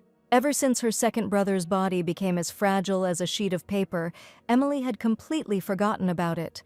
Isaac was a knight for a reason, and he trained hard for a long time and was quite successful. Isaac was a knight's son, with incredible skills enough to make him a candidate for the next commander of the Imperial Knights. The source of this talent is the innate talent of the members of the Walker Duke family, and it could even be called inhuman strength. His physical abilities were truly monstrous, but given the circumstances, there was probably no need to improve his skills. There was a loud explosion, and it was clearly coming from the place where the illegal auction had just taken place. Therefore, he noted that with such a stir, the Imperial family would probably take up the investigation, and it was good that they had managed to escape. Julia asked who the man was, and he looked incredibly suspicious. Emily thought about it and decided that perhaps this man was the leader of a group of dark magicians, and Julia was outraged that she had to deal with this dangerous man alone. He had no intention of touching the Walker family. He wasn't trying to kill her, so there was no reason to worry. The brother asked the sisters not to quarrel because Emily did not even imagine that she would be able to meet him. Emily said that one of the workers mistook her for a new employee and sent her to the warehouse, and since this happened, she just wanted to check if the House of Dark Magic really exists. She had no idea that this man would be there, and her brother must have remembered him, because that day, returning to the meeting with Donald, she saw him for the first time. It was the man in the black hooded robe, and the brother immediately understood what was being talked about. Then nothing happened for sure, and if my sister said so, it really was true. In any case, since it was clear what had happened this time, he needed to hear every detail in detail. Emily suggested going home and telling all the details there, because the goal was to get the tome on dark magic, and she succeeded. They had no other choice. The auction house was now in a sad state. Speaking of black magic tomes, Emily admitted she took it with her. The brothers and Julia certainly didn't expect that she would be able to get to the book that she so desperately needed. And now all that remained was to understand whether Claude had noticed the loss of the volume on dark magic, since he had come specifically for it. It didn't take Claude long to kill all the people, furiously and cruelly. Right in front of him lay mountains of corpses. The auction hall was completely covered in blood. He had no intention of leaving without the volume, and he wondered if some cheeky little creature had eaten it or hidden it inside itself. He sorted through them by hand in vain hope, but alas, the volume was not there, and Claude wondered if he could have grown legs. Suddenly, he remembered his meeting with the Duke's daughter, and she was definitely in this room for a reason. It was hard to understand that it was she who took this volume, and Claude laughed. The lady really turned out to be interesting. It was the first time he had experienced such an emotion towards a person, and was this really how sympathy between people began? Guards began storming the auction house, and the unit prepared to enter. For Claude, there were too many useless people here today, like cockroaches, and he found it disgusting.